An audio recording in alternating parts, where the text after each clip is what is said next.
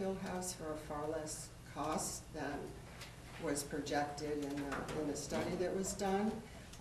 Maybe taking a page from the Council on Aging and having a Brownfield Improvement Committee to look at what the real needs are and what the cost would be to address those absolute needs for the program that exists there. And for over 20 years, surveys have shown that people in Harvard want a vibrant center. And no offense, but having the school department in the old library would not bring vibrancy. Certainly not like letting the cultural collaborative there with kids coming and going and classes and music and people gathering. And something was said about when the school committee made the decision to leave Brownfield House when it was feasible, feeling that you've thrown down the gauntlet and it would be hard to turn back. I think that's thinking like the Dark Ages when gauntlets were thrown down. I think it's embarrassment or only admirable to take back a decision that was made and rethink it. Thanks. Thanks, Carlene. And again, that will be on our agenda later, so we will take those comments in consideration. The camera is on. Okay. The machine says it's recording. Yes. But in the corner where it shows us all, it says Zoning Board of Appeals. So I don't know if we're erasing their meeting or if we're overriding something, but something's happening, so it might be recording. Okay. Thank you for your efforts, Mary. Do you think we should try to get this mic plugged in? I think you just plug it into this thing Yeah, I think here, you plug it into the board. All right, while Linda is playing AV tech person, Kenneth, you have a student report for us. There's really not too much to say other than, do you need me to speak in the microphone? Yes. If you pull it closer, it helps the people at home and drowning out the CBA. Well, 34 students from grades 9 to 12 will be attending the Harvard Model United Nations Conference starting this Thursday. It'll go until Sunday afternoon. And I don't know if somebody's mentioned this before, probably not, but we had 12 students accepted to the New England Music Festival, which will occur in late March. So those are, I think, the most major latest happenings at Brownfield. Where is the Model UN conference? The Model UN conference will be at the Heinz Convention Center In Boston. in Boston, yeah. Thank you. And you were one of the 12, yes? Yes, I was one of the 12. Congratulations. Thank you. That's great. What instrument? Cello. Fabulous. Great. Thanks. Great. Linda, you want to walk us through your superintendent's report? First update is that the teachers had their professional development day on January 19th, and that, by tradition and by agreement, has been teacher plans. So I wanted to let you know that the morning was really curriculum work, which is ongoing, and the afternoon was colleagues teaching colleagues, and that was very successful. They saw the offerings in a write-up ahead of time and signed up to attend different block sessions, and I gave you some of the interesting titles to those sessions. And some of it comes from the professional development that those teachers have attended. Sometimes it's their prior knowledge or their work experience, and those go off really well. Great. They do evaluate the day. That was one of the things that was asked for by the school committee. And so when those evaluations are tabulated and put together, I'll share that back with you. Great, thanks.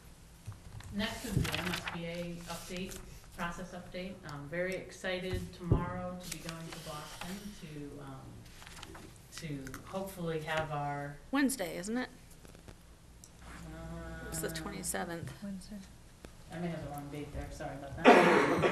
I think they're expecting us. Oh, tomorrow, Tuesday, okay. Yeah. So I'm just wrong on. The date in the superintendent's report? Actually, I'll have to double check that. Okay. Because I have two different ways. Okay. But it is this week. And what I just learned from Diane today, because she called me. Oh, good. Is that we're going to, our specific project is moving forward to be approved this date. Right. And then afterwards, the projects that have moved forward will have a time with the staff to have a question and answer period about the process. So Okay. I'm very excited to learn more about that. Great. And there's only 6 to 8 projects moving forward in this round, Okay. and then more the next month, and then more in March. So we're in the first round. That's awesome. And then the other event that's happening is February 4th, which is being hosted by MSBA, and it's in a school in Lexington, and it's more insights into the building process. So from their experience, they talk about the feasibility study, the bringing the architects on board, and then all the way through to the construction. So that will be also interesting. The elementary principal, myself, and Tim Bragan all plan to attend that day. Well, obviously bring the information back here. Saturday, many of you were already there, but we had the 2.5-hour defense of, really, explanation of the budget. Really thorough job done by the Finance Committee with their questions, and then we had the chance to talk through those questions and answer any further clarification they needed on that, and then that sparked a few other conversations, and I thought that was a good verbal exchange between all members. And they tabled at first the athletic extra ask about the athletic fees, and then brought that back at the end, and we had some discussion about that. Our athletic advisory meets tomorrow, and we'll fill them in on so far what the status is on that. You'll probably talk a little bit more about that. I'd be happy to, during Watch it liaison out. report outs. I'll do it during the liaison Report report out. outs. Number 4 is about the movie that's being shown at the Parker School, which is based on the book Most Likely to Succeed, which the leadership team is reading. And several of us are planning to attend that, and certainly invite anyone here who would like to go. It's open to the public, and I know that some of the teachers are going, some of the leaders are going. And that's, I had reported before, the Harvard Schools Trust is interested in bringing that movie to Harvard. Mm. So this will give us a chance to see it, Good and deal. I think Terry Samula from the Harvard Trust is gonna go as well. So it has some interesting ideas about how education could move forward to meet the needs of students in a better way for the future. I put in there just about the 3rd grade biography reports. That's a tradition. I'm sure some of you have students that went through that, but it really is, I think when our high school students come here and speak very well publicly, as Kenneth and the others do, I think that starts at an early age, and that's what they're doing, is getting the students to talk in front of each other, to be well prepared, to use eye contact, to have great speaking points, and that is one of the Common Core standards. And last, I mentioned the Ludo Festival. We do have an active diversity group that Kenneth's a part of that meets tomorrow afternoon. And, we highlight the things in the district that are focused on celebrating the diverse families that we have. And this is one of them. So it's a great event. Do you think that when you go to the MSBA hearing or the board meeting, that in that meeting, that they'll give us further guidance on the feasibility study costs and Yeah. what they are thinking that they're going to be looking at HES, whether it's just the wing or whether they're recommending the school to be reevaluated or what?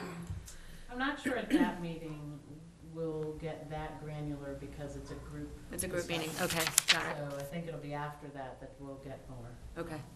But they're certainly gonna talk more about the process, and we should learn the reimbursement rate. And so I think we'll have more information for sure after that. And the timeline for, I was reviewing my notes this morning for the capital committee, and it looked fairly drawn out, actually, like that we wouldn't actually break ground until 2019, and it would be a 2-year build process. I'm wondering if for projects that are starting in this first round, if that may end up being sped up because you're able to get in before your town meeting next year with a request for funding kind of thing.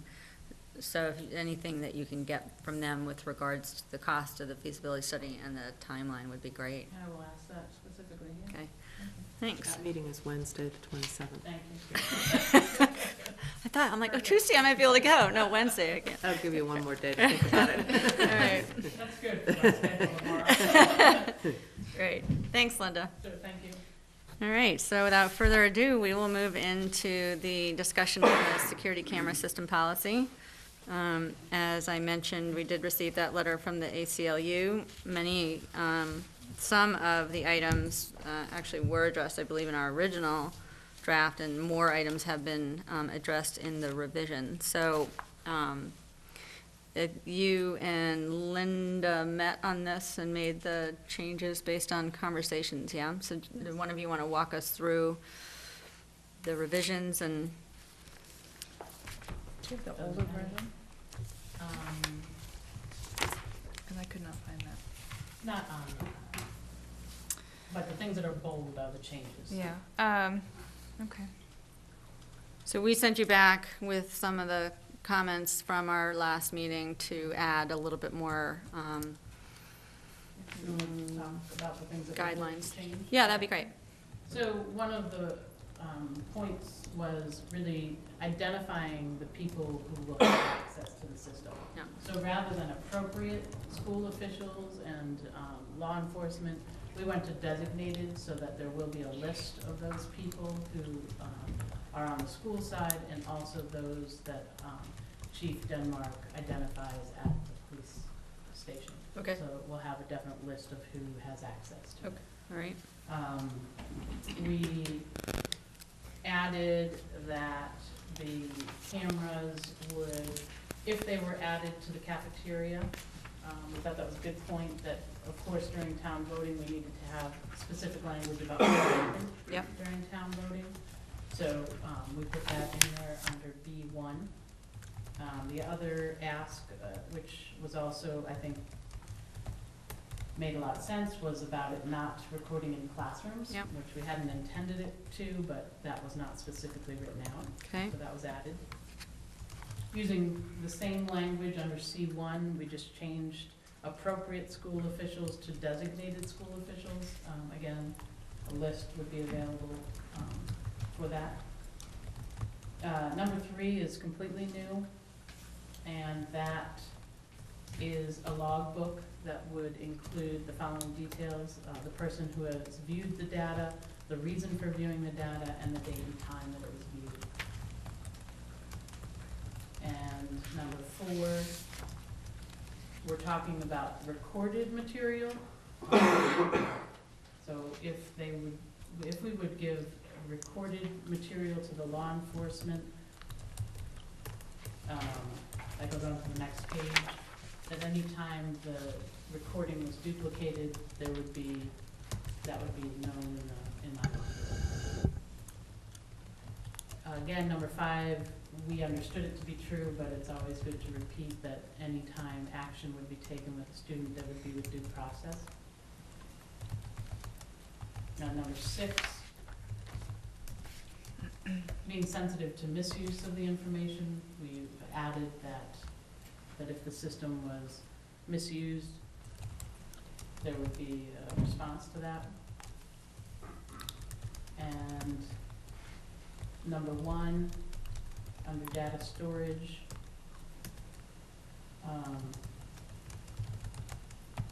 we added that with the exception of those segments that were, that evidence of crime being committed, those would be stored for possibly longer than the 30 days, but barring that, after 30 days, the footage would be deleted. Mm-hmm. And recordings, again, that would leave the district would be requested through a subpoena or a court order. That seems different than the police going in and viewing it, but I do hear Paul's idea that that's in conflict with the prior page, which talks about that the recordings could be viewed by law enforcement personnel, so under the purpose Because law enforcement personnel are considered outside of the district? It's an agency outside the district? Right. Okay. So we may need to add,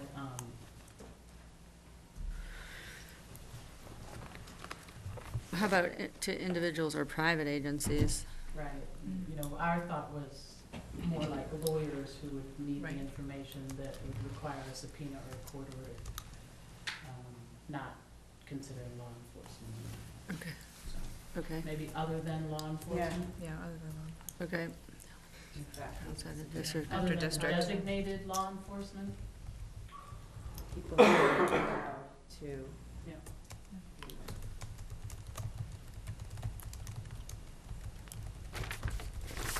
Okay,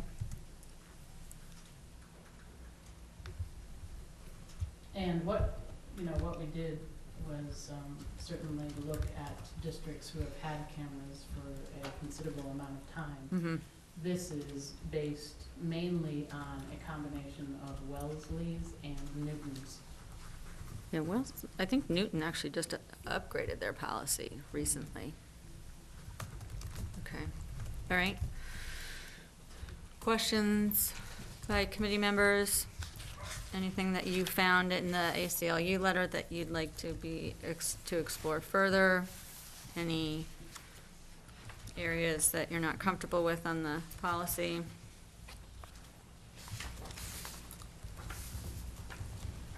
Jennifer, you wrote it, so anything that sparked, the ACLU letter sparked for you, or you? No, I mean, I went through it. I mean, there were many things in the letter. I know it was looking at the first draft. Yeah. So to me, a lot of the points were already answered. And then some things I didn't agree with because it was overly specific, I Right. felt, and perhaps limiting the school or the police. But in a lot of ways, it actually made me think that this was a good policy. If anything, it made me revisit the policy as drafted, and it made me feel more confident because I felt like it actually did meet a lot of it. In terms of, I guess, a ban on the use of facial recognition software, I don't know enough about facial recognition software to know if that's not reliable, and so that's something I can't answer because I don't know enough about that technology. Right. And it was specific about that, but a lot of the rest of it I felt like was accommodated. Okay. Thanks. Nancy, anything for you? I think the changes that have been added to this have improved it also, and I think it's good to hear comments. I appreciate the individual coming to the meeting and raising the questions, because I think it does have us take a closer look at the policy and what it says. I think this redraft has incorporated a number of the suggestions from the ACLU letter and made it more specific. I think I only have maybe one more question, and I think it can always continue to be looked at and improved over time. I think we need a starting point, and I think it's important that we have a policy to go with the cameras that have been installed, and I think we need to move forward in approving a policy because the cameras have been installed, and I think it's important that we do have the cameras. And, you know, they're not intended to be targeting students and having students feel uncomfortable. They're intended to provide important information in the hopefully unlikely event that there is an incident at our school. And if that were to happen, I think we would all be very grateful that we have further information to help the police respond to the appropriate part of the building that needs a response. Or, you know, there are many ways of how this information could become critical at a time. So I think it is important that we move forward with the policy. I think the only question that I have on looking at the letter that I'm not sure of with our policy is sort of this overall intent, because at the beginning of the ACLU letter, it says that our purpose should be very limited, and the system should only be used, it's suggesting that the system only be used, for example, in the event of a shooting. I did not understand our intent to be so limited. I thought it was more as we're stating, and I guess I just want to understand this for myself, that our purpose is to enhance school safety and security. So that's a broader than purpose than saying that we're going to use it in the event of an incident at the school. So in other words, if this system becomes supportive to our efforts to have the school be free of drugs, for example, that would be within the policy that we're approving here, that we're not just saying that it can only be used to respond to an incident, that it's going to be used for enhancing overall school safety and security. So I just wanted to clarify that I understood that correctly. But I do think that the comments that have been made in the redraft have addressed a number of the issues, and appreciate the work that you did on them. Thanks. Mary, anything for you? Thank you for everything you just said. I mean, that, says a lot. Appreciating Paul and his comments, and this letter from the ACLU, I think we do want it to be broader than just a school shooter. And I think I've read this letter, I read Newton's policy and Wellesley's policy, and I think that to be so specific with some of these things will limit our ability to carry out the whole purpose of what we want to do with these cameras. And while I appreciate the intent behind it, I do feel like our goal is really the safety and security of the students in that building. That's our primary concern. And to pigeonhole lots of details, I think would take away from that goal.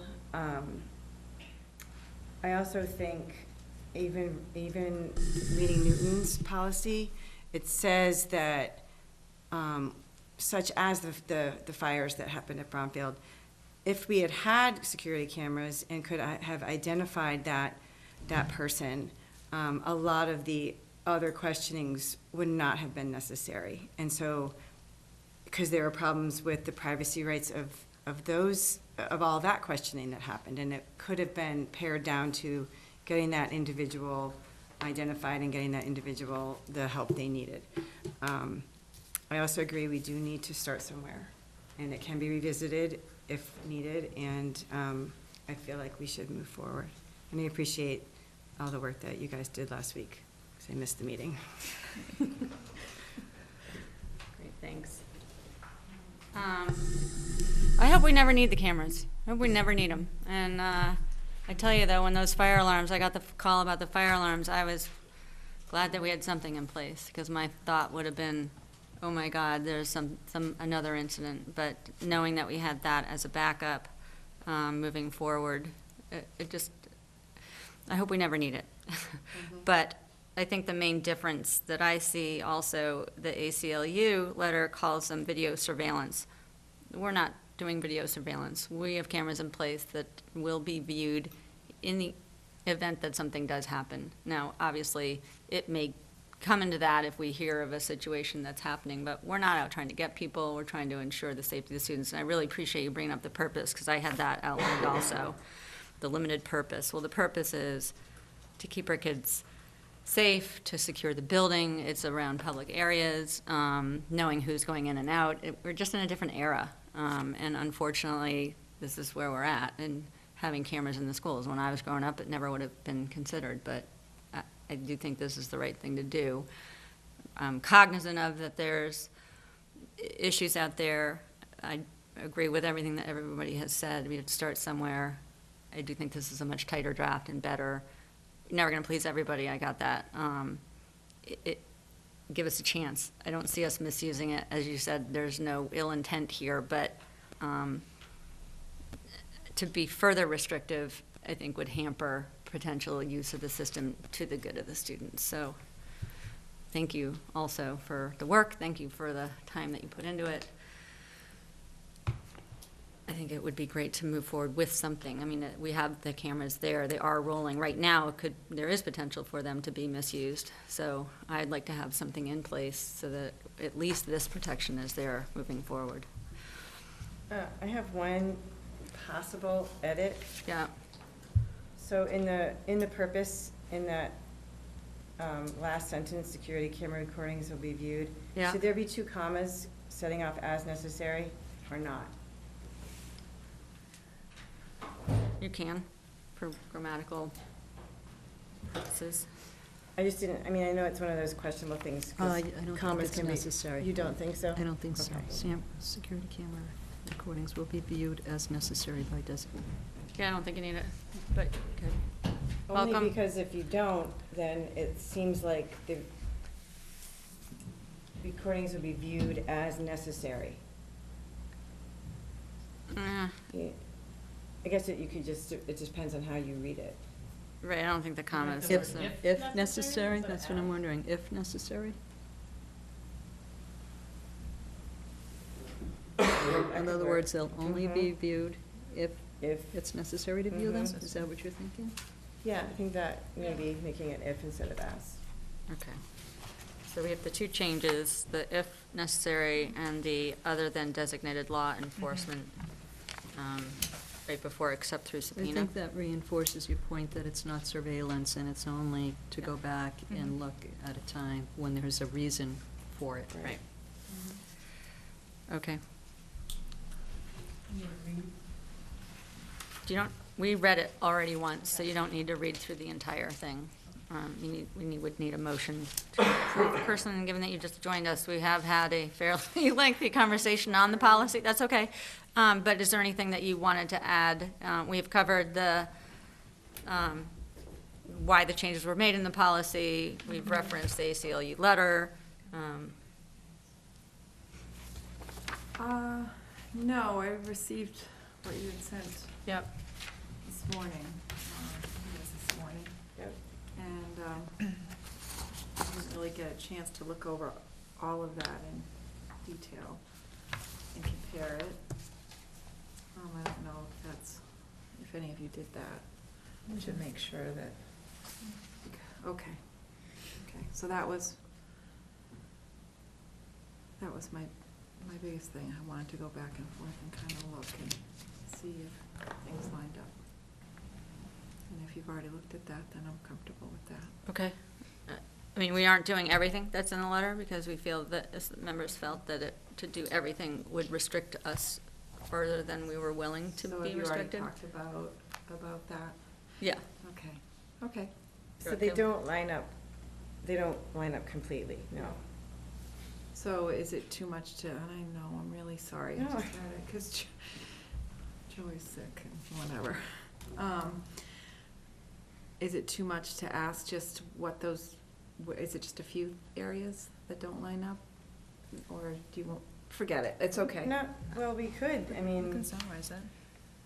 Sure, we could summarize. The sorry. purpose, Sorry, Kristen. we weren't willing to limit the purpose of the system to only allow shooting or only allow a Okay. particular thing. Got it, yeah. So the purpose is for the safety of the students. Again, there was on how the camera footage will be limited to the use of a shooter or something Yeah, similar to yeah. that. We did say that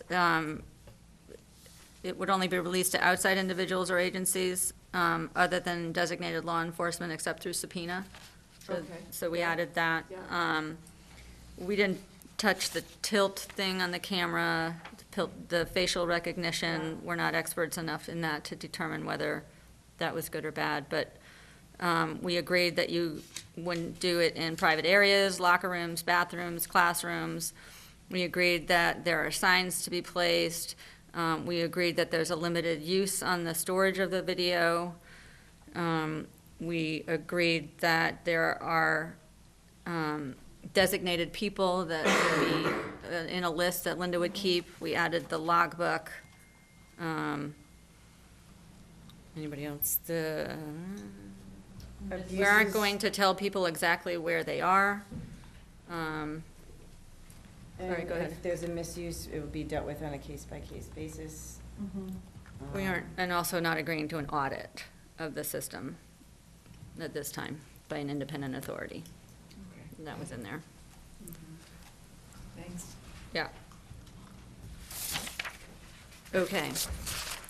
So I think also, one of the points that Paul brought up is there is a robust discussion, and some of it is based on not accurate information. So it might be useful at some point that we send a communication out to people, that we get this policy out there, that people know what it is that we're putting in place, and invite people who have a comment or a concern. Maybe there's a day where we open up a discussion for that, or get information out. But I'd like to make sure that the right information is out there, so that people have the kind of conversations based on information, so. Susan, there's one more thing, Kirsten. I think that in the ACLU letter, they referred to surveillance cameras, and Yes. we were very clear in our policy that they were security and they were not constantly monitored. So there was difference. And what did you make, what was that distinction? Like, We had never said that they were surveillance. We're not watching them live. That's never the plan. It's No to one's go saying they're back watching in them. if necessary, if something occurs or is occurring, that that would warrant doing then the that? cameras would be used. Yeah. Thanks. So, All right. You good? Okay, so we would need a motion to approve the policy as amended. I make a motion that we adopt the school security camera policy as amended. Great. Is there a second? A second. Okay, good. Any further discussion? Great. All of those in favor? Aye. Any opposed? Great, thank you. Thank you also again for the work you guys put into it. Thank you for making this a richer conversation and for making this a better policy than we had before. So I hope this is an ongoing policy if it needs to be updated. Great. Next on the agenda is to read policies section H and F. So there are a number of policies that the policy subcommittee is bringing forward this evening. Some of them are first read policies, new ones, so we need to read through them in entirety. Take care. Hi, Kenneth, thanks for being here. Right. And some of them are just changes, so who wants to walk us through? Which one? We're in We're in FA, Facilities Development Goals. All right, that one, we just changed the last part of the last sentence. Yeah. To read, architects retained by the committee are expected to plan for high educational use, flexibility, sound accuracy, long-range maintenance costs, efficiency and energy needs, and low insurance rates. Great. Okay, anybody have questions about that? Okay, next.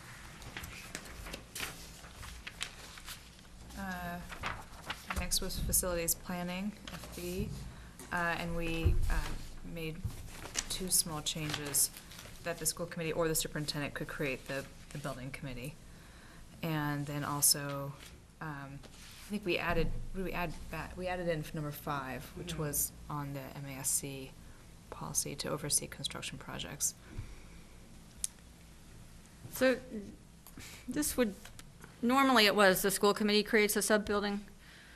How about in conjunction with maybe, or, because I wouldn't want the superintendent to have the power to go off and create a school building committee that the school committee didn't have a say in. Yeah, I think we were thinking of sometimes when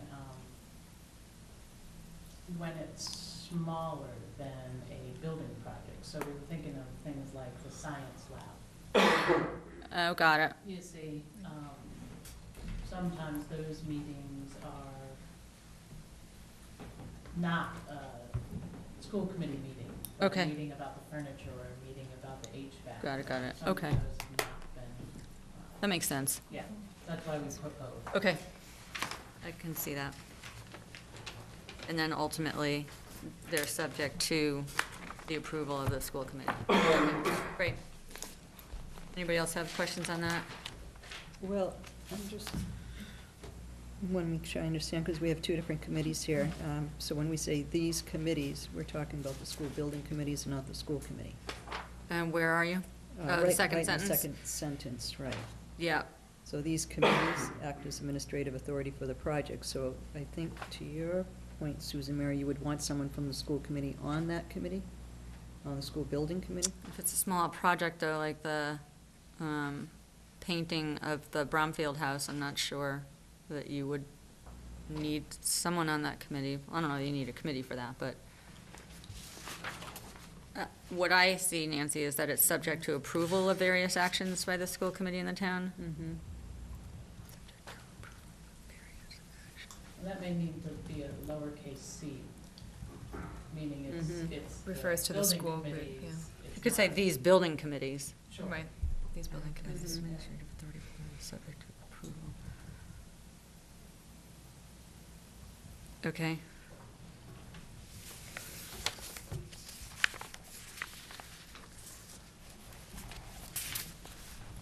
So on number 3, the initiating of needed studies, is there any question about needing to get prior funding approval in order to initiate a study?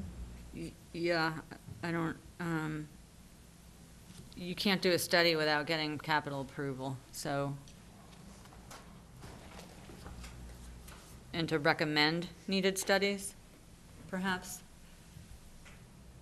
Recommend rather than initiate. Yeah. Yeah.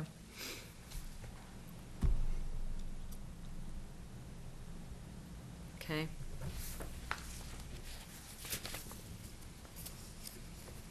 Would that also apply to number 4 then, to actually be the one to employ the services of consultants? Would the school building committee have the authority to do that?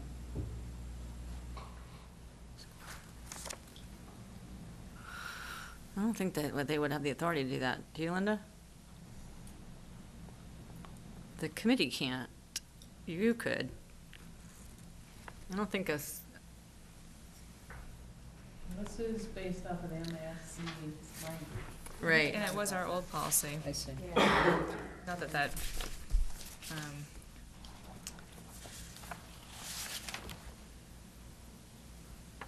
it was on our old policy. Okay. I guess the line about approval in the first paragraph, or the second sentence of the first paragraph.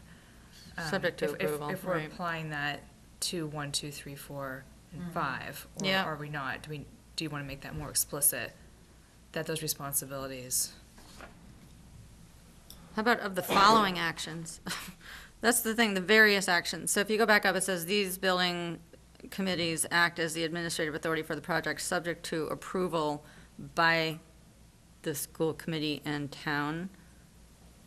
Take out Or the of following? various actions. It very much depends on the size of the. I know. of I know. Yeah, the range, the- You know, it could be a building, and it could be something much smaller than that, so it's a little confusing. Because the name of it's facilities planning, which is very broad. I Yeah. think that the sentence at the top covers everything underneath it. So if it is something that has to be approved, so any expenditure of money would have to come before this committee if it hadn't already been budgeted. I know, I guess I get hung up on subject to approval of various actions. That's where I don't understand what that means. Subject to approval of, what is the of various actions? these- It's not clear that the various actions are these 5 things Right. listed. Right. We say, we Yeah, and I can wouldn't say they change always it. are. And I don't think Right. they necessarily are either, but if you just say subject to approval by the school committee in town, Right. Mm-hmm. I would just Just say take it that, out. take it of various actions. and/or the town, because there are things that the town doesn't need to approve. Yeah, Okay. You got that, Linda. yep. I think I'm still recording. 44 minutes. A little bit of energy, No. sorry, memory storage, okay. Agents made by the superintendent. Okay, great. I think that made that a little clearer. Anybody else have anything on that one, FB? That's a good change. Okay, great. FF, this is a new policy. Yes, so, Do you want me to read it? yes, please. Naming new facilities, schools, or exterior space. Naming a school or an element within is an important matter that deserves thoughtful attention. Personal prejudice or favoritism, political pressure, or temporary popularity should not be an influence in choosing a name. The superintendent will prepare for the approval of the committee a procedure to follow in recommending names. Whenever possible, the wishes of the community, including parents and students, should be considered. Great. So I actually found the Swansea School Committee actually went through a whole process in coming up with a policy, which is a lot more robust. Because it sounded like they're going to come up with a process or a procedure, but that should be made perhaps within the policy rather than leaving it pretty much open. So maybe, I'm not going to take the time to read this whole thing, maybe the policy subcommittee could take this. I think it's maybe a little bit more, but it said the committee is also mindful that school facilities serve generations of students, and assigning names should be done sparingly over a long period of years. So it gives out years that the name might apply before you could rename it, kind of thing. Is it a name in perpetuity, kind of thing? So other points to consider might be useful. If you guys could take it back before you bring it back. I'm not attached to anything in there, but Okay. it just seemed like it would be an opportunity to perhaps provide a little bit more direction. Anybody else have anything on naming? I have a couple of questions on this. So is this within the purview of the school committee to be able to name a school or element within a school? I mean, are there any other entities of the town that would have a say in what the name would be? The selectmen, or? I don't know. It's a great question. I'm just curious if, Well, I know we changed the name of Hildreth Elementary, or Harvard Elementary School to Hildreth Elementary School, and we did it during your time? No, but it was done right here. That's what I thought. It wasn't. Right, so I think if we can name a that school, we was a can. school committee decision? Yep. But I do remember it was a surprise to some people. Yes. There wasn't There a was no process in process. place, and Right. it did create quite a stir. It did. That's one of the reasons You why wanted I policy? asked Steve, I thought, well, we should have this. Yeah. Right. Because there was no policy at all before. Yeah. Yeah. Well, and the topic of naming the concession stand at the track to have a corporate sponsor has been floated, and so that. Well, and I've been approached probably 4 or 5 times already about naming things for people. Yeah, So it's a very, apropos, comes up. yeah. Just a question, I was just curious on that. And the second, I think the whenever possible in the last sentence could be deleted. I don't think it's a really tremendous burden to consider wishes of the community, so I'm not sure when there would be a situation when it would not even be possible to consider them. I mean, I think that we should be willing to consider Fair enough. wishes of the community, I just, whenever possible. Great. Yeah. Okay. Thanks. Anything else on FF? To be continued. Okay, HB? Couldn't tell what was amended on this. Anything? HB? We didn't change anything. So you're bringing up, you're just saying that it's approved with no reviewed. changes? It was been reviewed? Right. Okay, and recommending no changes. Okay, and then HF, school committee negotiating agents? We need one small change. Okay, The word recommend in 1A, the negotiator may recommend appropriate members of the administration to serve on the negotiation team. The word is it a point? for was the negotiator may select. Okay. Okay. Any questions about the negotiating agents? Okay, great. So it looks like we're approving amended policies FA, FB, and HF.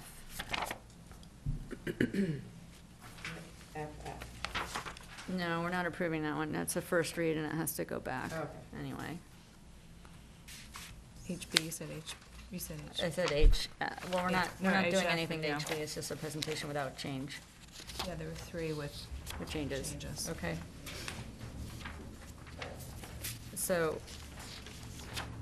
if there's no objections, the motion is that we are amending policies, approving policies FA, FB, and HF as amended. Any objection to that?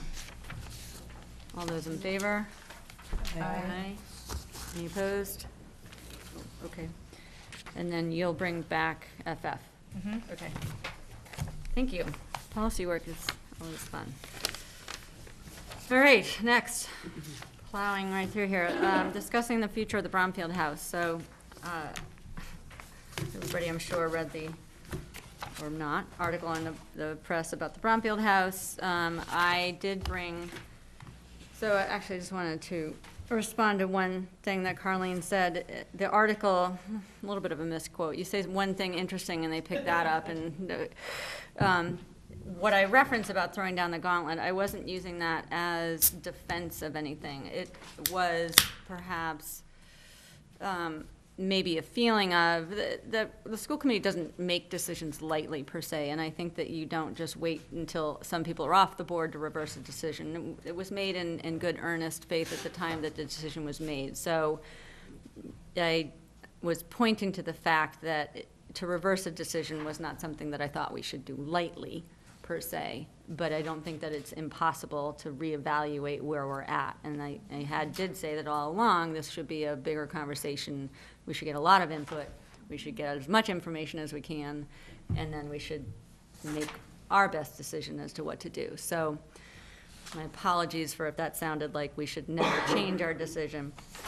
I did, in recognition of where I think we're headed in the conversation that I had with Ron Ritchie and Alice von Losica and Debbie Ritchie, the 4 of us got together, and information is missing. So one of the ideas for us to consider with the Bromfield House is renovating it, and not using perhaps the full renovation figures. Even those, I think, at this point are out of date, because we've done some of the work. We might not need all the work. The pricing might be out of date, but we've never considered what would it cost to put an addition on the back, to renovate only the first floor, eliminate the need for a lift. What could be done to that space? I do agree. I think there's people in town who would really be against selling of that property. And I don't know from our perspective, do we want to sell the property that's right next to the school? That houses our people quite well. It's a great location for us. It's a beautiful building. Maybe it's time to reevaluate. We can't really do that effectively unless we have information about what the cost will be. So with the committee's approval, if that's the way we decide to go, I would like to direct Dr. Dwight to reach out to an architect. I think we've used Blackstone Block in the past, that what it would cost for us to get plans for a first floor renovation, if people are amenable to that. So that's my thinking, that's my update on the Bromfield House. I did actually get approval from the Capital Planning and Investment Committee this morning, because any plans or studies that you do on a building requires capital approval, because it means that more money may be requested down the line. So anytime you plan on something, you have to go and get their approval first, which I did do. They were all for getting more information. This building is getting more information on what it's going to take to make this ADA acceptable, and I was hopeful at their Board of Selectmen meeting that they would include our building in that study, but they didn't. They went down their route, so I think it's time for us to go marching down our route and get as much information as we can. So, questions, yeah buts, what ifs? I think revisiting is good, Okay, especially since one of the factors was the town hall. right. And another one is this building, and it doesn't, not that it's completely impossible that this would be a building for us, but I think it looks less likely as a place where it would make sense for our offices to be. Right. And I think Bromfield House should definitely be back in consideration Okay. for all those reasons and for what Carlin said. Great. Totally agree. Okay. Nancy, anything to add? No, I think it was very well stated. Okay. And I think we should get further information. It's a big decision. Yeah. Jennifer, anything to add? No, I agree. It'd be great to see more information. Okay. Make a good, educated decision, and it's a great spot, so Okay. it's a good option. Kristen, given you've been around the block with this one a few times? I'm all for it, more Okay. information. Okay.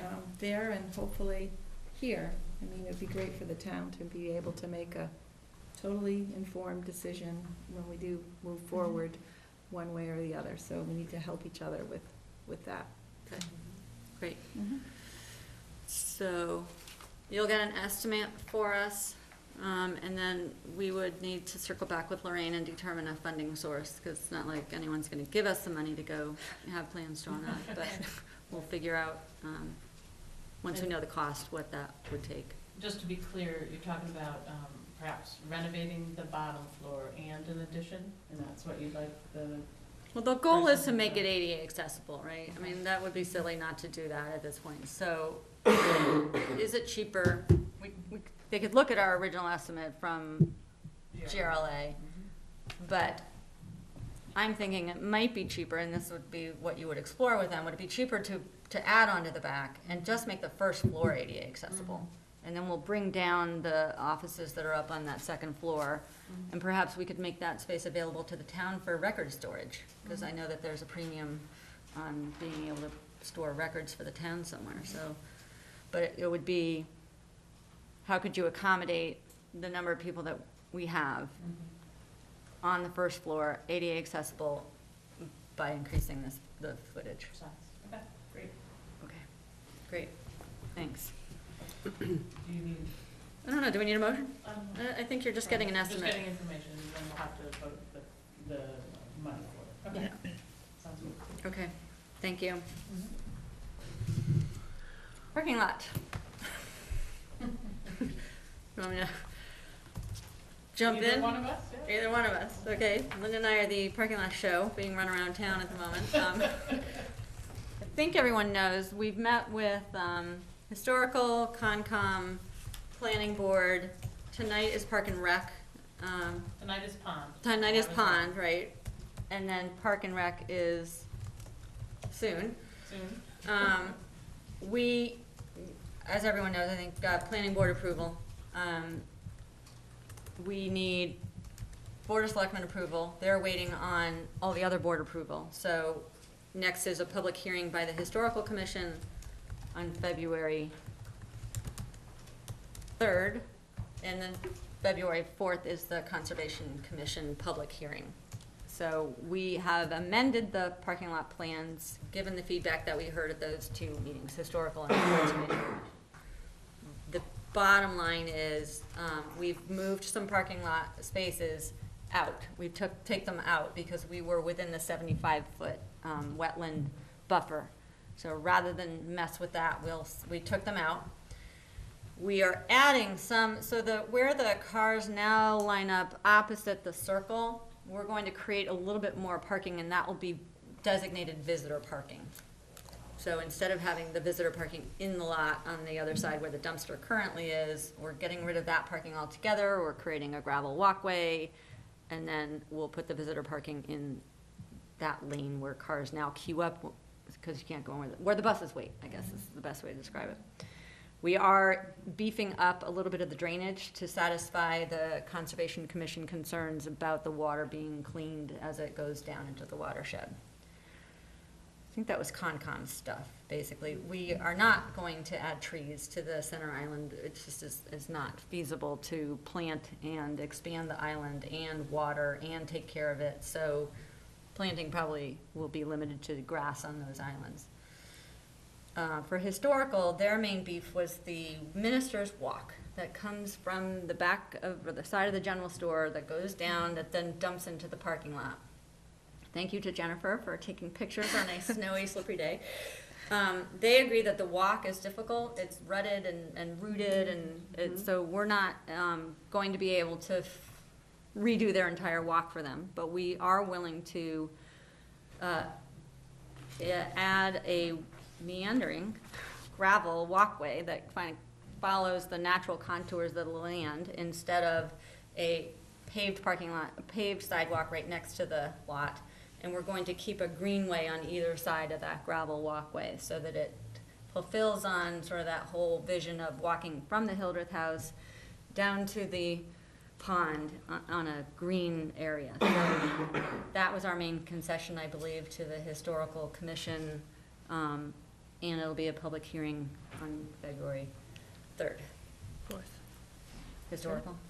Oh, 3rd and 4th? Which was 4th? February 3rd, I believe, is Historical, and February 4th is Conservation Commission. So that's where we're at. If we get a resounding approval from both of those boards, then we'll take it to the Board of Selectmen.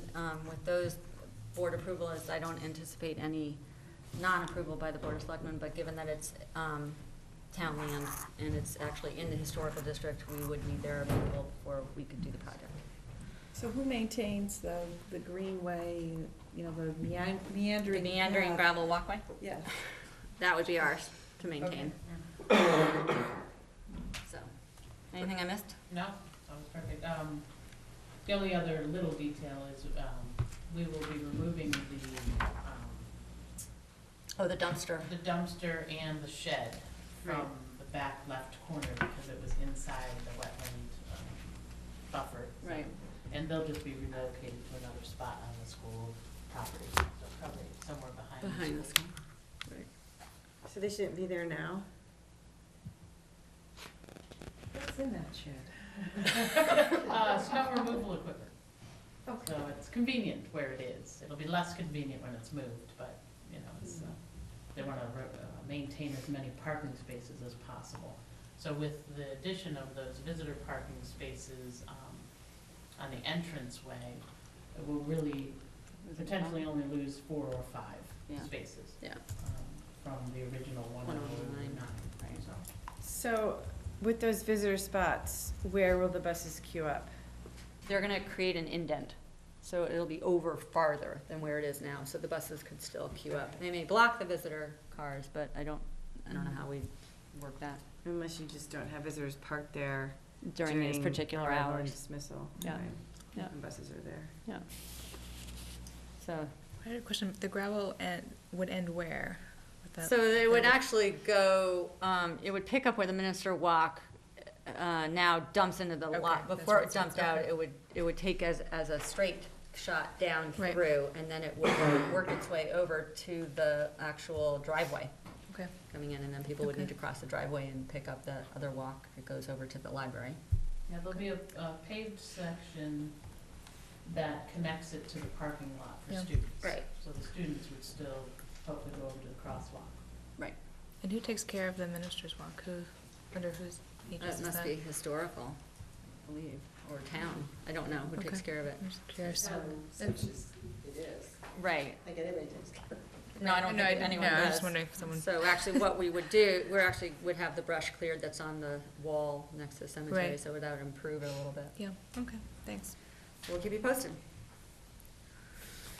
All right, what we could do is, given I see our principals are here, we can bring forward the school improvement plans, and we can do the calendar after their presentation, so that we can get them home in a reasonable hour.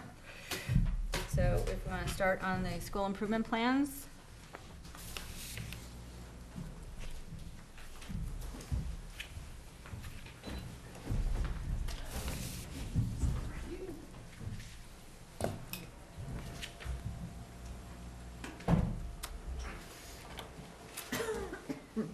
Thank you for moving us around. You're welcome. We were double booked. How did the report card hearing go?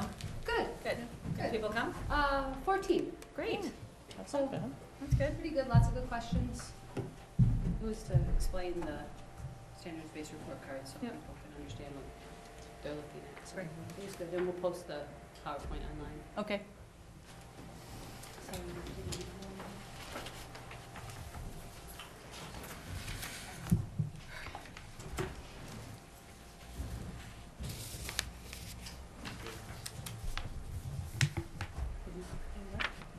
We were at a hockey game, so if my blood's flowing faster than usual, that's the As long as you excitement didn't of pick the up the hockey game. locker smell, we're Yeah, okay. we've got some.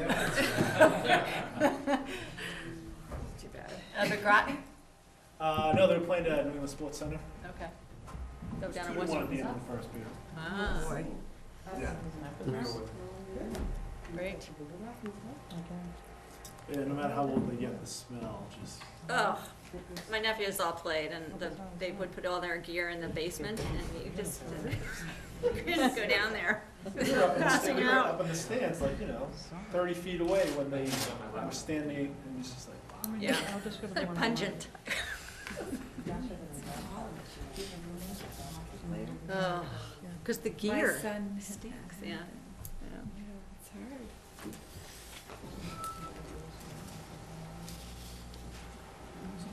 Sorry, we're technical. Right. Technologies.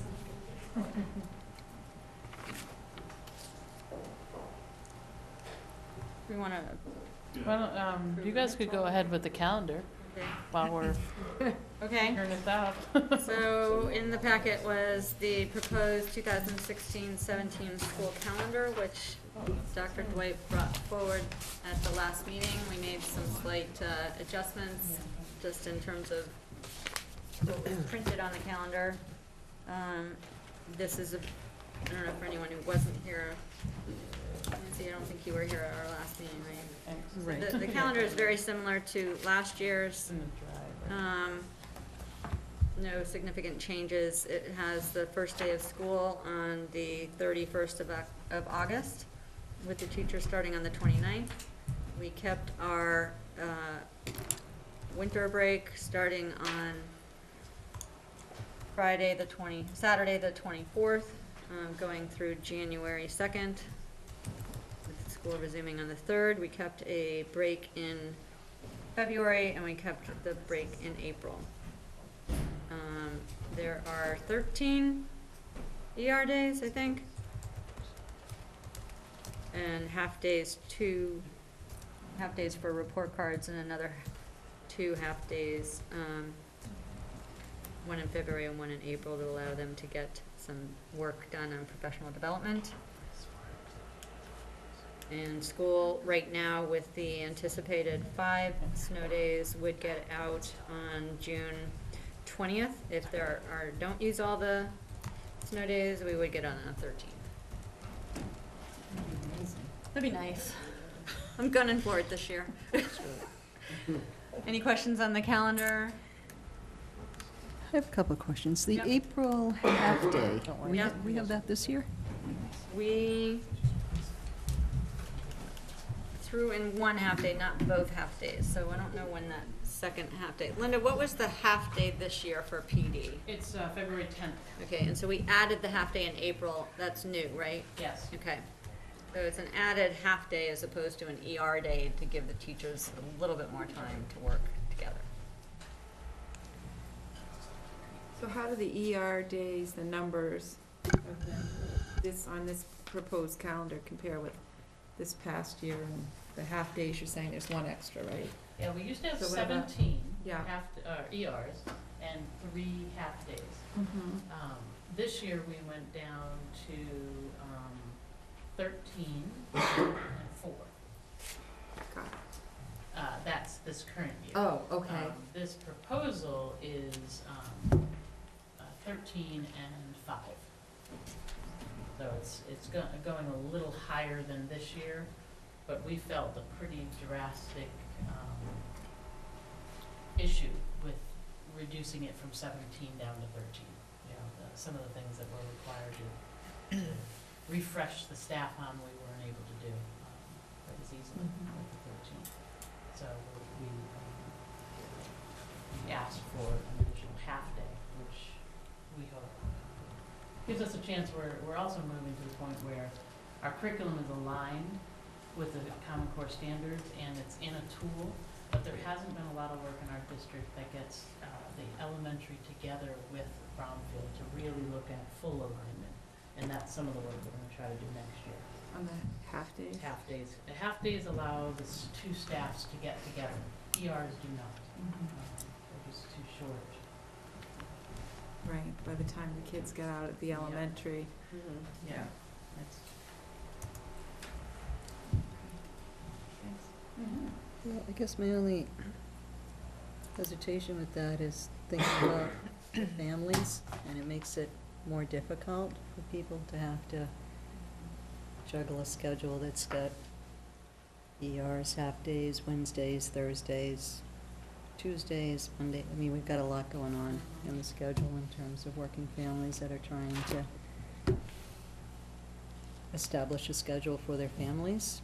Yeah, we've stuck with Wednesdays as whenever possible, but actually the elections throw us off. So anytime it's been moved to a day on Wednesday, there's been a reason, other than the conference times is a little bit different. There's 2 days before Thanksgiving. Is that the September 8th ER? November 8th is election day. It was September 8th? September 8th is something else. It's a primary, That's Election. right. yeah. Okay. Same thing happens. Why do we have a I don't ER know. day on July 17th, July 20th? That's supposed to be the last day of school. July 20th. Oh, whoops. It's supposed to be on June for the last day of school. Oh, yeah, we missed Yeah. that. So that's our error there. We were gonna make everyone go to school. That's, It's not early release? it should You have to be work the whole day, so. The 20th of June. Well, but the 13th is there as an ER, so that's only the last day of school ER, right? We're not doing an Yeah. early release the week No, before. no, no. So Right. move maybe the Yes. 13th ER to the 20th? That's what was supposed to happen. Okay. Right. That is fine. Okay, so as amended. Okay. Yeah. Anybody else, questions? Anyone want to make a motion? And I hear your comment, Nancy, I fight it every day, every year. It's just, it's a lot of ERs, it occurs like it, but there is a lot of stuff that's coming down the pike at the teachers, and I'm going to go off the recommendation of the superintendent that they need that hour, so. Motion to, Yeah, I move that we approve the 2016-17 school calendar as presented and amended. is there a second? Second. Any further discussion? All those in favor? Aye. Any opposed? Great. Okay, thank you for that time to get our original agenda done. Now you guys are up. Thank you very much for having us. Thank you for coming. So, I believe we had a similar format for those of you who were here last year. We had a similar format where we have combined our presentation to one. We are working off the district core values and the district goals. So where the Bromfield School and the Hildreth Elementary School have pieces of their school improvement plan that fit under those umbrellas, we've plugged those in, and so Jim and I will be going back and forth with the presentation.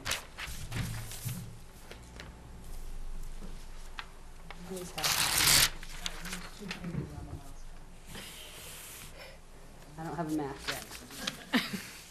So I start us off. Our first core value is student achievement, under the district goal of aligning the curriculum pre-K to 12 with the state frameworks. So our portion of this centers around ensuring that our curriculum is entered into Atlas Rubicon, which is the computer-based system that Dr. Dwight was talking about that helps have all the curriculum aligned in Atlas Rubicon. So all of our teachers are entered into Atlas Rubicon, so they all have access to Atlas Rubicon. We had a goal around ensuring that the vertical team leaders were writing as writers, so they could input the curriculum into Atlas Rubicon.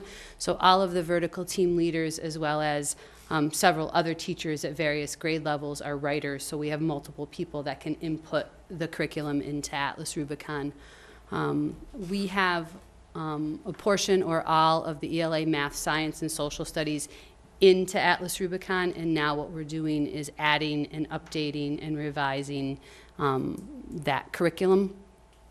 One of the things we did to kind of gauge where we were is we asked the vertical team leaders to fill out a Google Doc around how much of your curriculum area is entered into Atlas Rubicon, how many supplemental materials are in there, how much work do you think is left to be done. If you were to ask for summer work, what would that look like? And so we asked them to do that. So Mr. Myler and I need to pull that document now that it's all complete and take a look at to see what our next steps are for Atlas Rubicon. Conduct professional development.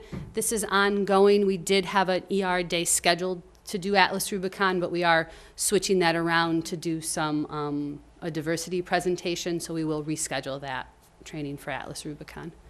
Susan Mary, is that too? No, I'm fine, that's good. This stays HES. This is talking about making sure our curriculum is vertically aligned and developing supplemental curriculum materials when appropriate. So our first goal talks about having vertical team leaders to work in vertical teams to review the alignment. So we do have vertical teams in English language arts, math, science, and social studies. I'll run by teacher vertical team leaders. They meet, they use some of those ER days and some of those professional development days to meet. They've had 3 meetings to date, and they have more planned where they're looking at the curriculum and looking at their vertical alignment in each of those areas.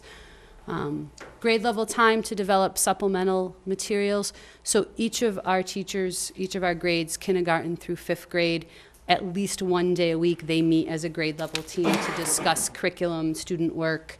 They are actually doing additional work right now, and in addition to their weekly meeting that they have with their team, they've been meeting with the literacy coordinator, Peggy Bragg, and the reading coach, Renee Keith, to unpack some of the updates to the English language arts curriculum. There's some changes and updates to mentor texts and things.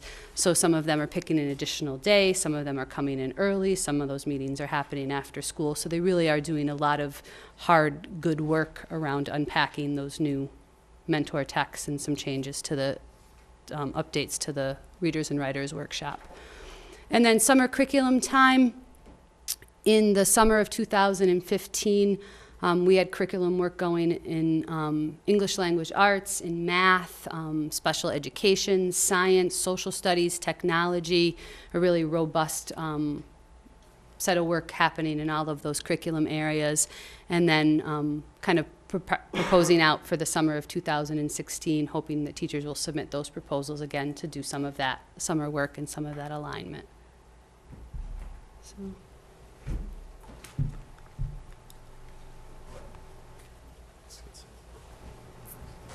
So at Brownfield, we're working on the similar goal, and that is making sure that all of our curriculum is aligned and recorded in Atlas Rubicon. This is the second year we've been working on this goal. This past summer, there was a lot of professional development time and money put forward to having our social studies departments and our science departments in to work on their curriculum. So right now, we're happy that teachers are working summer. A lot of their professional time during the year, their own individual professional practice goals are aligned with this, so we have people working all the time and getting this job done. Presently, we're happy. We feel that about 85% of our curriculum is written in what we call the Brownfield template, which is a uniform template that's used in all of our subject areas. And right now, we're feeling we have about 65 to 70% of it represented in Atlas Rubicon, which is great. We're making great strides. We have some of them. Like our math department has written theirs, and they're all aligned. They just haven't been fully entered in. And we have a lot of areas where we have more than a teacher teaching more than one course. And that kind of causes a backlog in making sure that those are all completed. And especially in the area of electives, we have those are online. So we're looking forward to the rest of this year having time to work on those, and then the upcoming summer, making sure that everything is completed in that time so that next year we'll be able to say across the board, we have it 100% in the template, 100% in Atlas Rubicon, and it's being used and updated all the time. And I think that's the key part for us. So in our world languages, we're solid. We have the curriculum is there, it's in Atlas Rubicon. So when we see that, sadly we're gonna have 3 world language teachers retiring this year, that's a big loss for us. But we know that we have the documents there that can help support a new teacher coming in stay on track in providing our students with an outstanding education. So we feel we're in good shape with that goal, and our teachers are focused on it. We just had a professional development day, and many of our teachers are working on this goal itself, so that's great. Any questions with regard to the curriculum component? We also include this goal as something we have, this is I think it's our third year, including this as a goal.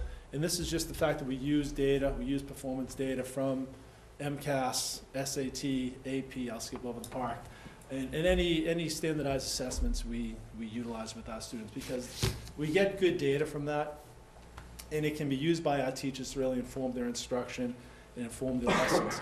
But unless we have time provided for our teachers to work on that, it won't get done. So by putting it as a goal, when we do have professional development time and we have opportunities to get our faculty together, they can work on this area. So if the math department is reviewing the SAT data or MCAS data, they can do that during those early release days, which is a great use of that time for us.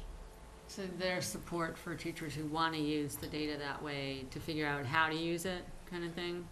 It's not so much for people who want to use it, it's built-in used. time for us to use that, to look at the data and then come up with some recommendations from that and how we can, if we need to change our instruction or the curriculum in any way. Okay. So by keeping it as a goal, Yeah.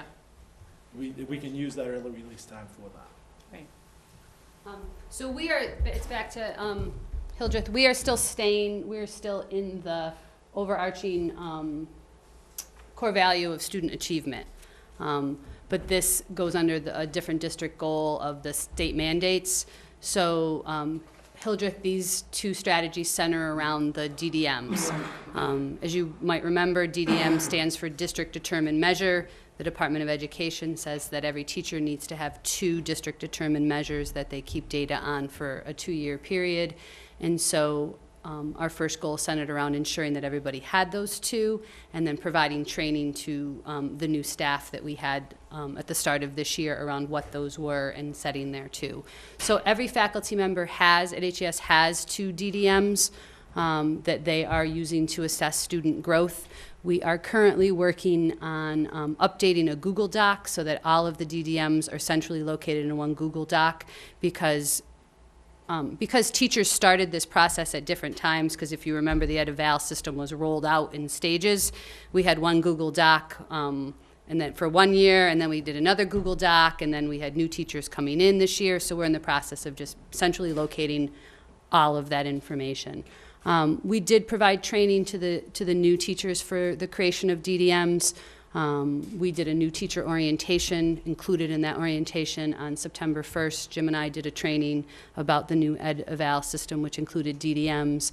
And then Hildreth met as a faculty on September 23rd, where we reviewed it again. So the new teachers got it individually, and then they got it again as part of the larger group. And Mr. Myler and I have met with all of the new teachers around the teacher evaluation, which included the creation of the district-determined measures. So we're pretty solid on there. Now we're just collecting the data at the end of this year. For some teachers, that'll be their second year of data, and for some teachers, that will be their first year of data. Could you give just a quick example of a DDM for? Sure. So the quickest example off the top of my head is for the grades that have MCAS. MCAS is one district-determined measure that they're using to assess student growth. We do, for the younger grades, we do the dynamic indicators of basic early literacy skills. That is another common DDM. For some, for physical education, for example, they don't have those state tests or those norm reference tests, so she's building in a performance-based assessment, a pre and a post after a lesson to see, here's what I wanted them to learn, here's where they were when I started. There are some that are doing projects. Here's this at the beginning, and now they're going to produce a project at the end. Thanks. You're welcome. I'm going back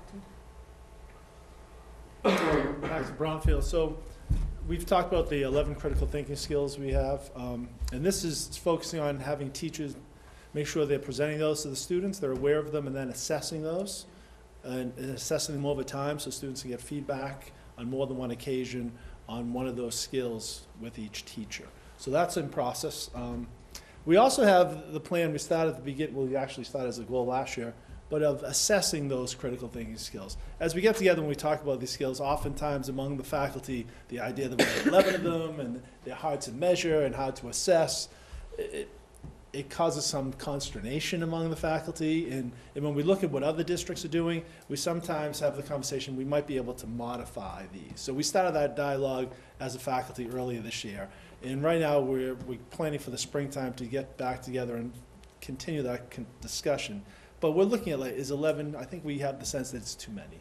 And although they're all great skills, we might be all over the place, and we could really hone in on 4 or 5 skills and make those really the bedrock of what we're focused on. And that's the gist that I get of our faculty-wide conversation. But nothing has been determined at this point in time, although we are hoping that by late spring, I think June, that we will have a recommendation as a faculty for which direction we want to go with that. Bromfield School goal number 4. This is Susan just talked about the educator evaluation system. This is, again, continuing with that. Identify DDMs in courses and programs according to an established schedule for implementation. We have that is completed. Each of our teachers has a DDM. We even established a process by which teachers could modify their district determined measure if they like to. As Sue said, in some areas you have a pre-test and a post-test around a unit, or we have teachers working with writing portfolios, taking a writing sample early on and later. And just having done it 1 year and gotten the feedback, you see whether it's working or whether it's not working, like the students are showing progress, but whether it's working as an assessment. Is this really something that's useful? And that's where we had a number of conversations. The teachers didn't find the way they designed it initially as useful, so they modified it. That's perfectly fine under the DESE regulations, and it's a great way for us to keep improving. Identify a data collection and management tool.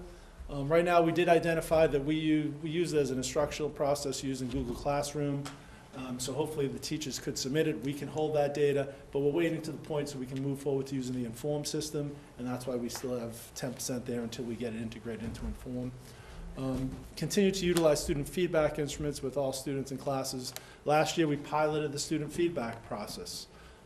Surveys were conducted in all the classes for all students and all teachers. That data was collected and used by the teachers in the next step in the educator evaluation system, so that the information we gathered last year informs the goal creation for this year. As teachers develop their goals, they're looking at the data that they received, the feedback they got from students last year, and they incorporate that into developing new goals if that's appropriate. In some areas it might not be appropriate. If all the data shows that everything's wonderful and fabulous and the students are having a great experience, great. But if a teacher notices that there's some area that is coming up as an issue that they may want to address, that's where they can incorporate it into their goals. And that's so most of these things have been fully implemented and are in place. As Sue said, it's a 2-year cycle teachers have with regard to DDMs, gathering the district determined data information. And those are averaged out after 2-year cycles. So we have some teachers who are in the first year of a 2-year cycle, some teachers are finishing the second year of their 2-year cycle right now. And the data we had some people were in the second year last year, that data was just not going to be used. That'll be used because it was the second year of a 2-year cycle and it was just practice, so to speak. But we do use the term DDM, we throw it around quite frequently, and it's nice to ask the question, what is it and what does it look like? Any questions with regard to educator evaluation system? And how do they determine what DDMs are the priority? Like, how do they make their choices if they have to choose just 2? How do they do that? So it's not, DDMs didn't exist in and of themselves. They were you identify with DDMs. So the state identifies, if you're a 6th grade English teacher, Okay. the state identifies one of your DDMs. That's going to be the MCAS performance of the students. And then the English teachers in 6, 7, and 8, they get to choose another. So right now at Bromfield, the writing portfolio, looking at student writing is a goal for the English department. So they didn't have so much flexibility with regard to that. So they designed a rubric We take an assessment from the beginning of the year and then see what type of growth we experience later on. But if you get into, now we have, it was really designed, stop me. No, go. It was designed to have it more standardized. So everyone that's in US history would take a standardized assessment. You could compare the performance of students in this US history teacher's class to this US history teacher's class. Well, here in Harvard at Bromfield, there's only gonna be one US history. So we're not comparing the data among teachers. You're just taking one teacher's student performance and comparing it to themselves. So we had a lot more flexibility as individual teachers to design what they felt was an appropriate assessment for this. In some areas, it may have been a unit exam. Some years, it may have been a comprehensive final exam. Some areas, it could be writing. It could be a performance. If you were in the chorus, it could be you're assessed initially, and then you're assessed halfway through using the same rubric and see if you have improved your performances. So it really varies incredibly. But a lot of it was done because of the dynamic we have. The teachers had the opportunity to identify what they felt was going to be useful, and then they work with department leaders and administrators to say, okay, yeah, this fits the bill and is what we're looking for. And then, as we said, once you implemented it for the first time, they really had more insight into whether what they had implemented was useful or not. We had a number of conversations. I got this data, and it shows great growth, but it really wasn't what I was hoping to accomplish through this assessment. So we have the opportunity to change it. And at HES, we have a lot of district-determined measures that are grade level. And so since at the elementary level, except in 5th grade where we departmentalize, you're responsible for everything. A lot of our district-determined measures in K to 4 are focused on ELA and math. And we have benchmark assessments that we're using, so then that became a good foundation to say, well, we're using this, we're collecting this data, that we're using this data anyway, we have to collect these DDMs, we're using these tools, let's incorporate them and see how that works. I think it does become a more difficult task for the arts, for music, for physical education, for things that are, for people that maybe, just have one subject to kind of what is going to be useful. For the nurse. Yeah, for the nurse, for the school psychologist. It's hard to identify for the guidance. district-determined measures of growth. Yeah, we're required, that's one of the expectations. So if you could rate on a scale of 1 to 10, now that you've had a couple years, and 1 is there are skid marks at your door when you say the word DDM and you're hauling teachers in there to try and get them to do it, and 10 is they're banging your door down because they can't wait to do the DDM.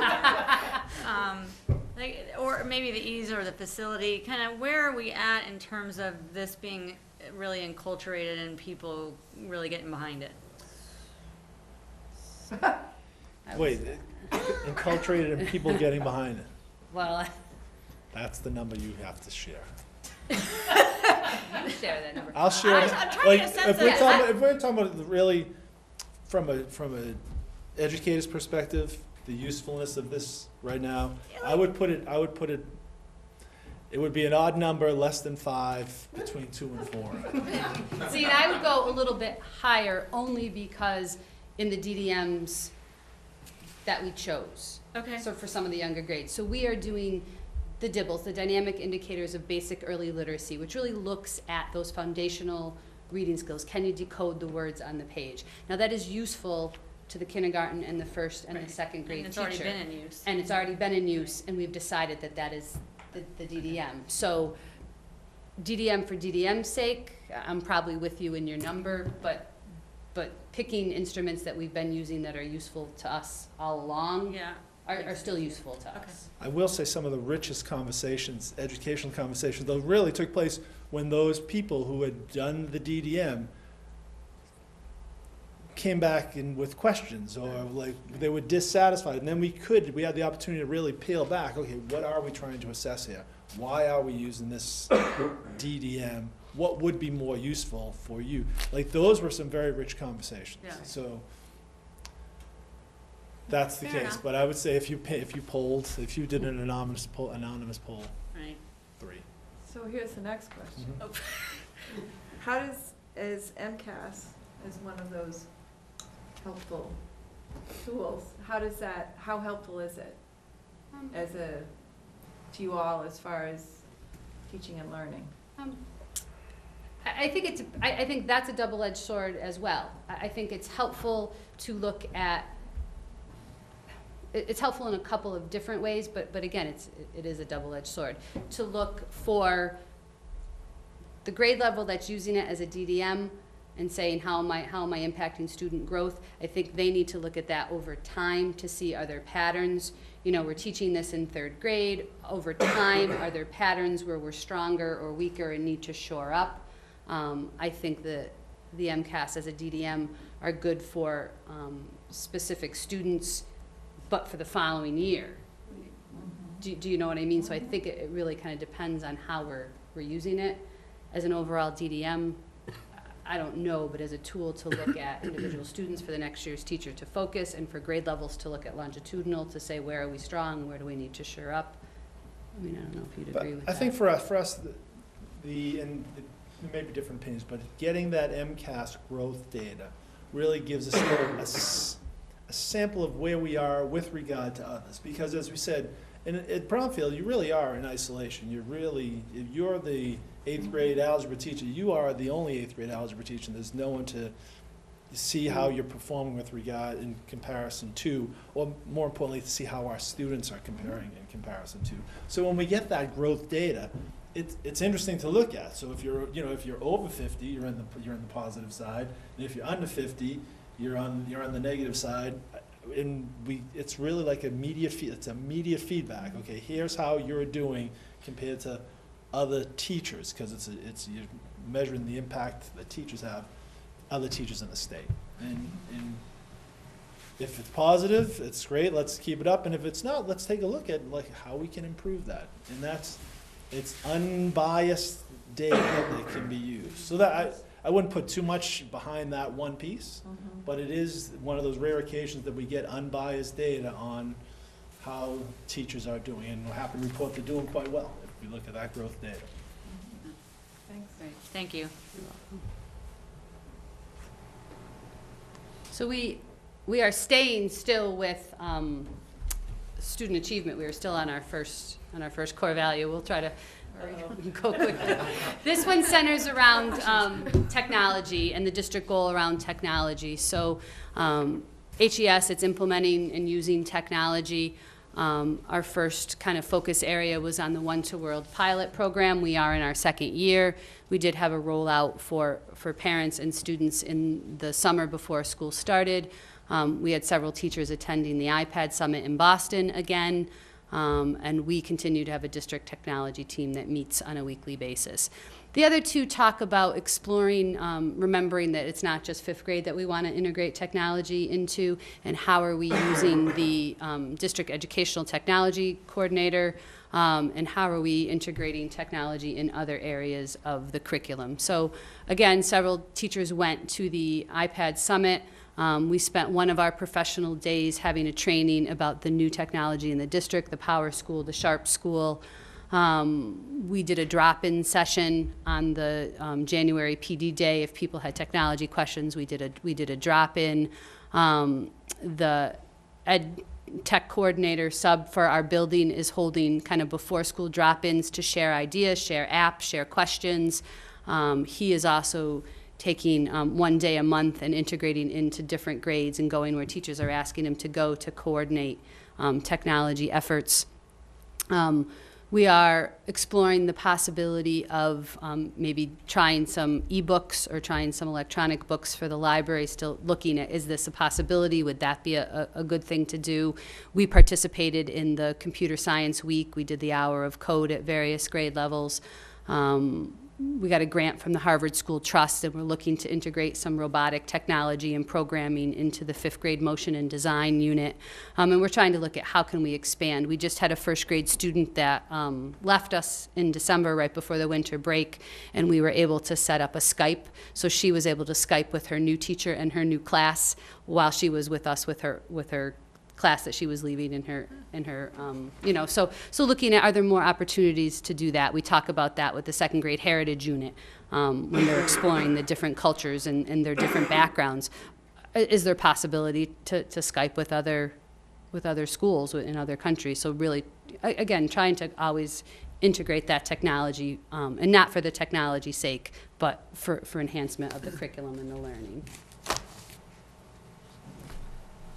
don't know why we skipped, oh, I know. Just so you didn't get cut off. Same subject, professional development around the integration of technology. This year, the One to World iPad initiative did expand up into the 6th grade. Our 6th grade teachers chose to do some professional development at the end of the school year last year, so they could do it as a group. They didn't have the time in the summertime. And that was very successful. They appreciated that opportunity. In the summer, we also offered voluntary professional development around the new Power School and the Sharp School. I know we've heard a lot about the Power School in the first few months of its availability. So, and that was one of the major initiatives really throughout the fall with regard to professional development and technology, because we did run into a couple of bumps in the road in the new implementation of Power School, and we spend a lot of time working with teachers to help them make sense of it and make it work to their liking. And then working with parents to make sure they could make sense of it and that it works somewhat to their liking also. So that really, up until probably December, that was a key component of our professional development with regard to technology. Also, there's been a lot of opportunities for people to step forward, and they have. We have, even prior to us creating those support positions, we had a number of people in the building really take on leadership roles with the website, Martha Brooks, Wyatt Holtz, Kelly Carlucci, then Julie Horton. People were just stepping up and taking on they learned something, they'd be happy to come and share it with the faculty, and that's been a great success, as has those 2 support positions that Julie and Kelly are feeling. That's really been helpful this year. And pretty much our faculty have been working with the iPad initiative, and we've had a number of conversations. We're hoping to move forward with the proposal on the table for next year to have it expand up to 7th grade and bring those faculty in and start that work, as well as the hope with the MacBook as we start planning for the PD for the end of this year and into the next summer. I don't know what you mean. Oh, I'm sorry. That's okay. So we're moving on to the core value of personal growth. We've moved on from student achievement. So under the core value of personal growth and the district goal of improving health and wellness, the Hildreth goal was about fostering physical, emotional, and social well-being. So a couple of things under this category: the health and wellness curriculum. This is our 2nd year of the health and wellness course at HES. Erin Cintros continues to be a really strong teacher in terms of the curriculum in health and yoga, and is branching out a little bit. She's offered a 5th grade enrichment class during recess. She cycles through, and kids can come and learn some yoga techniques. She's also joined the district wellness committee so that there can be that vertical alignment and those discussions between what she's doing and what's happening for health in Bromfield. We have 5th grade fitness leaders, and they're working to promote the Play 60 program. And then for the first time, we're going to try, Barbie Kelly has partnered with the American Heart Association, and we're going to be jump roping for heart. So that will take place in the physical education classes. Again, that balance. Movement breaks, that is a big thing we stress at HES. Children need to move, we need to get up, we need to get flowing. One of the things we're adding to that, though, is we find we're up and we're moving, and there are a handful of children that when it's time to sit back down, they've been active for 5 minutes or 10 minutes, and now they need some calming activities to get them back on track. So Barbie Kelly and Heather Montaldo, our occupational therapist, have partnered, and they did a training on the January PDA to offer some, they call them proprioceptic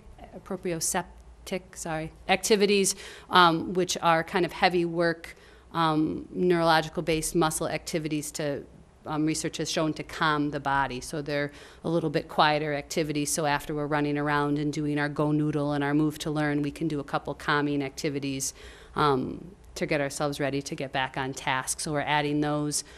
Second step around the personal well-being, we continue to do that kindergarten through 5th grade.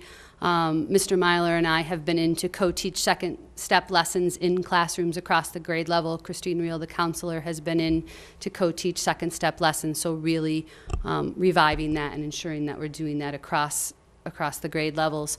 There's a scope and sequence calendar for each grade level, so they know where they should be at what lesson during the year. We have second step language. We incorporate that into assemblies as cueing for behavior, so we're really focusing on not just doing the lessons, but also I think sometimes we did them, but we didn't tell the kids they were second step lessons or what we were doing those for. So again, stating those objectives and not just doing the lesson.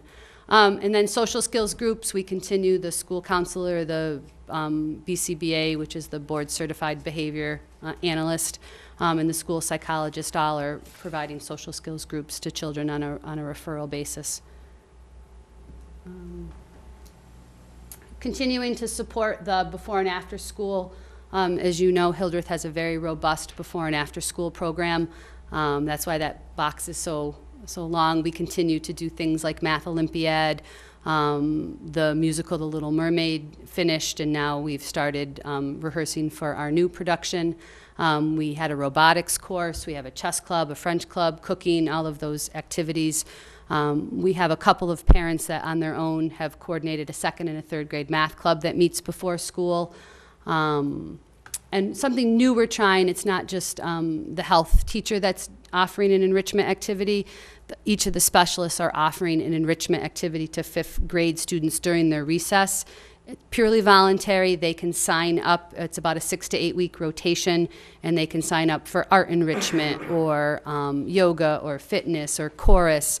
And every 6 to 8 weeks, we cycle through to provide just to kind of, if they're really interested in art, maybe they can explore that a little bit as they get ready to go to Bromfield and have those opportunities. When we first ran it, we had about 50% of the students participating. It went down a little bit to 37% for the second session, and we're at 33% for the third session. I think that's because we did a repeat. So we had so many kids that wanted this one thing, we offered it again. So I think we're done with the repeat, and now for our next session, we'll think of something new. And of course, we continue to have our fifth grade before school offering of bands. Just to clarify. Sure. 1 day a week. And we have, for right now, we did ask the students to limit that to one choice because we still want them to go out for recess. So the art enrichment happens on a Wednesday, say. The music enrichment happens on a Tuesday. We didn't want the students to be signing up for all these and not going outside and running around and getting some fresh air. So we kind of wanted to trying to provide some balance for them as well. And we also try to model what we're talking about to the kids. We are still looking to do our after-school yoga class. Our instructor that we had last year has been busy, and so we're still hoping to get that off the ground. That's why that's at 50%.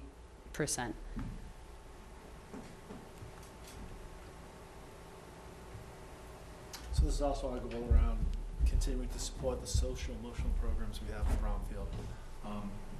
First one speaks to the second step program with grades 6 and 7. So our guidance counselors have been going into those classes. They're about halfway through the program with the students, so that's why we're at 50% there. Now we also have to continue to implement the Signs of Suicide program with grade 9. This is gonna take place through the health curriculum. It's either gonna be health or fitness. You could have either class, but they're gonna be going through those classes to present that program. That's gonna be taking place in the springtime, so that hasn't taken place as of yet. And we're gonna implement the middle school Signs of Suicide program with grade 7 also, and that is also scheduled for the springtime. That's why we have those arrows there. Hopefully by the end of the year, we will have 100% completion. The ones we have made progress on, identify advisors for the expanded roundtable. Roundtable, if you recall, is the advisory program for grades. Now it's 8, 9, and 10. We have 3 years of advisory programs. We have a special schedule we implement so that every probably 2-3 weeks we have an advisory day where we have a half hour of time. It's used for the teachers to meet with their advisors, and it's used for a variety of other purposes for the 11th to 12th graders and the 6th and the 7th graders. We did identify, we couldn't be running it if we hadn't identified the advisors who were going to be part of that expanded program. So that was a success, and we're very grateful. This is all volunteers, teachers who are willing to take on something extra during the school day. So we're happy that's taking place right now. The school year calendar is planned in advance. So Scott and Julie sit down and really develop the calendar. What days are we going to have these advisories? Get it all laid out, make sure everybody's aware of the schedule, keep them on track. But then also we have an advisory committee as part of an offshoot of our school council that helps to design programming for those students who aren't in the advisory. And actually, as part of one of our goals, they designed an activity that we did use in the advisory. We'll speak to that goal coming up. But I think right now we have a number of these social action programs in place to support our students. Even through one of the roundtables, I think we did cocoa and, what was that, what did we have, cocoa? Cocoa and cookies. Cocoa and cookies for the seniors, and we had the opportunity, just something a little de-stressing for them. What is the Second Step program? What does it consist of? Second, they're lessons that they teach the students how to get along and be respectful towards one another. It's really designed, we look at it as an anti-bullying. We don't look at it as an anti-bullying, but it's designed as an anti-bullying So it's more program. presentation by the guidance counselor? Yeah, the guidance goes in and works with the students and gives them some, what's the word I'm looking for? Some scenarios and some tools that they help them work through so that they can hopefully, as they leave, be more empathetic, see their own place within the community, and do the right thing as students. It's a research-based anti-bullying curriculum that teaches empathy and self-advocacy and compassion, and it sets up social scenarios, and then it walks through what would you So do it's sort of role in this playing situation. by the students. Okay, well, yeah, they help them see, it helps put them in those situations so they can determine how they would behave, and then they can decide how they should behave, what might be the right thing to Okay, do. thank you. So moving on to the core value of partnership, for Hildreth, it is around fostering and enhancing communication and collaboration with parents in the community. So a couple of things. We have the website up and running. We've had 2 principal newsletters. One of the things that we've realized we need to do a little differently is when we did the newsletters through Edline, we would send an email that said, please enjoy this newsletter. And since we've been posting them on the website, we haven't done that. So I think we need to go back because people have to know that they're there. But we're trying to stay current. We did the MCAS presentation for you folks, and then we posted that online. After our school council minutes are approved, we put those up on the school council page, so we're trying to keep up to date. We have information right now up about kindergarten registration that will start occurring in February, and trying to keep updated. We are trying to use Twitter. We tweet. We have 92 Twitter followers. We're trying to get 100 Twitter followers if anybody out in the community is listening. And we're trying to tweet out Hashtag. at Hildreth. At Hildreth Harvard. At Hildreth Harvard. Thank you, Mr. Myler. Check it out. And we're trying to tweet out really kind of different various pictures that are happening through the day. So, you know, you might see, I just tweeted a picture of the 5th grader raising 2 Blandings turtles through a Harvard Schools Trust grant. I just posted a picture of one of the growths of one of the turtles to keep updated on that. You know, just various different things. PAW winners, we posted pictures when we had Spirit Day, different activities, 5th grade math, strategy games. We posted some pictures of the hour of code. So just different things amongst the day, as well as just kind of the reminders. Volunteering, teachers are still, we're still encouraging teachers to utilize the volunteer opportunities. I know there are lots of parents that want to volunteer. I think we need to keep reminding and looking at that. I know the library, Mrs. Cube posted that she was in need of volunteers at the beginning of the school year. Parents will volunteer for special projects. The 3rd grade made bread, and they had a lot of parent volunteers. The field trips. I know we have parents coming for 2nd grade math games. 1st grade has parents come and read with students. So different, you know, we're looking to always continue to improve that. Mr. Myler and I are trying something new this year, principal coffee hours. So we've had, now that we're here, we've had 3 to date. We had 2, one for 1st grade parents specifically and one for kindergarten parents specifically. We had 3 and 8 participants respectively for those. Tonight we tried an evening event, opened it up to any grade level to come learn about how to dissect a standards-based report card. We had 14 participants, but Mr. Myler counted the student that attended, so we really had 13 parents. Hey, they're informed now. Yes, It's okay. so 14, and we're looking at continuing those throughout the year, different, at either grade level specific or kind of topic specific. The diversity committee, we do have, I'd like to see if we can get another representative. We do have myself and a teacher represented on the diversity committee. And then we're also trying to look at that in-house. So one of our assemblies that we had this year right before the winter break was a diversity assembly, and the 5th grade peer leaders put together a curriculum and designed a little assembly on diversity. We asked Mr. Gilfex to lead, we had a couple of grade levels leading in some different cultural songs to kind of start and close out our assembly. So we're looking at how do we carry that through the year with that idea of diversity. We have a report card committee. We're going to scroll up a little bit. We've met twice. We met in October and December. Our task is to look at our report card, not to change it from a standards-based, but are we reporting on the right things, and are we reporting enough? We just closed a school climate survey for parents, which we asked for some feedback about the report card reporting and time frame.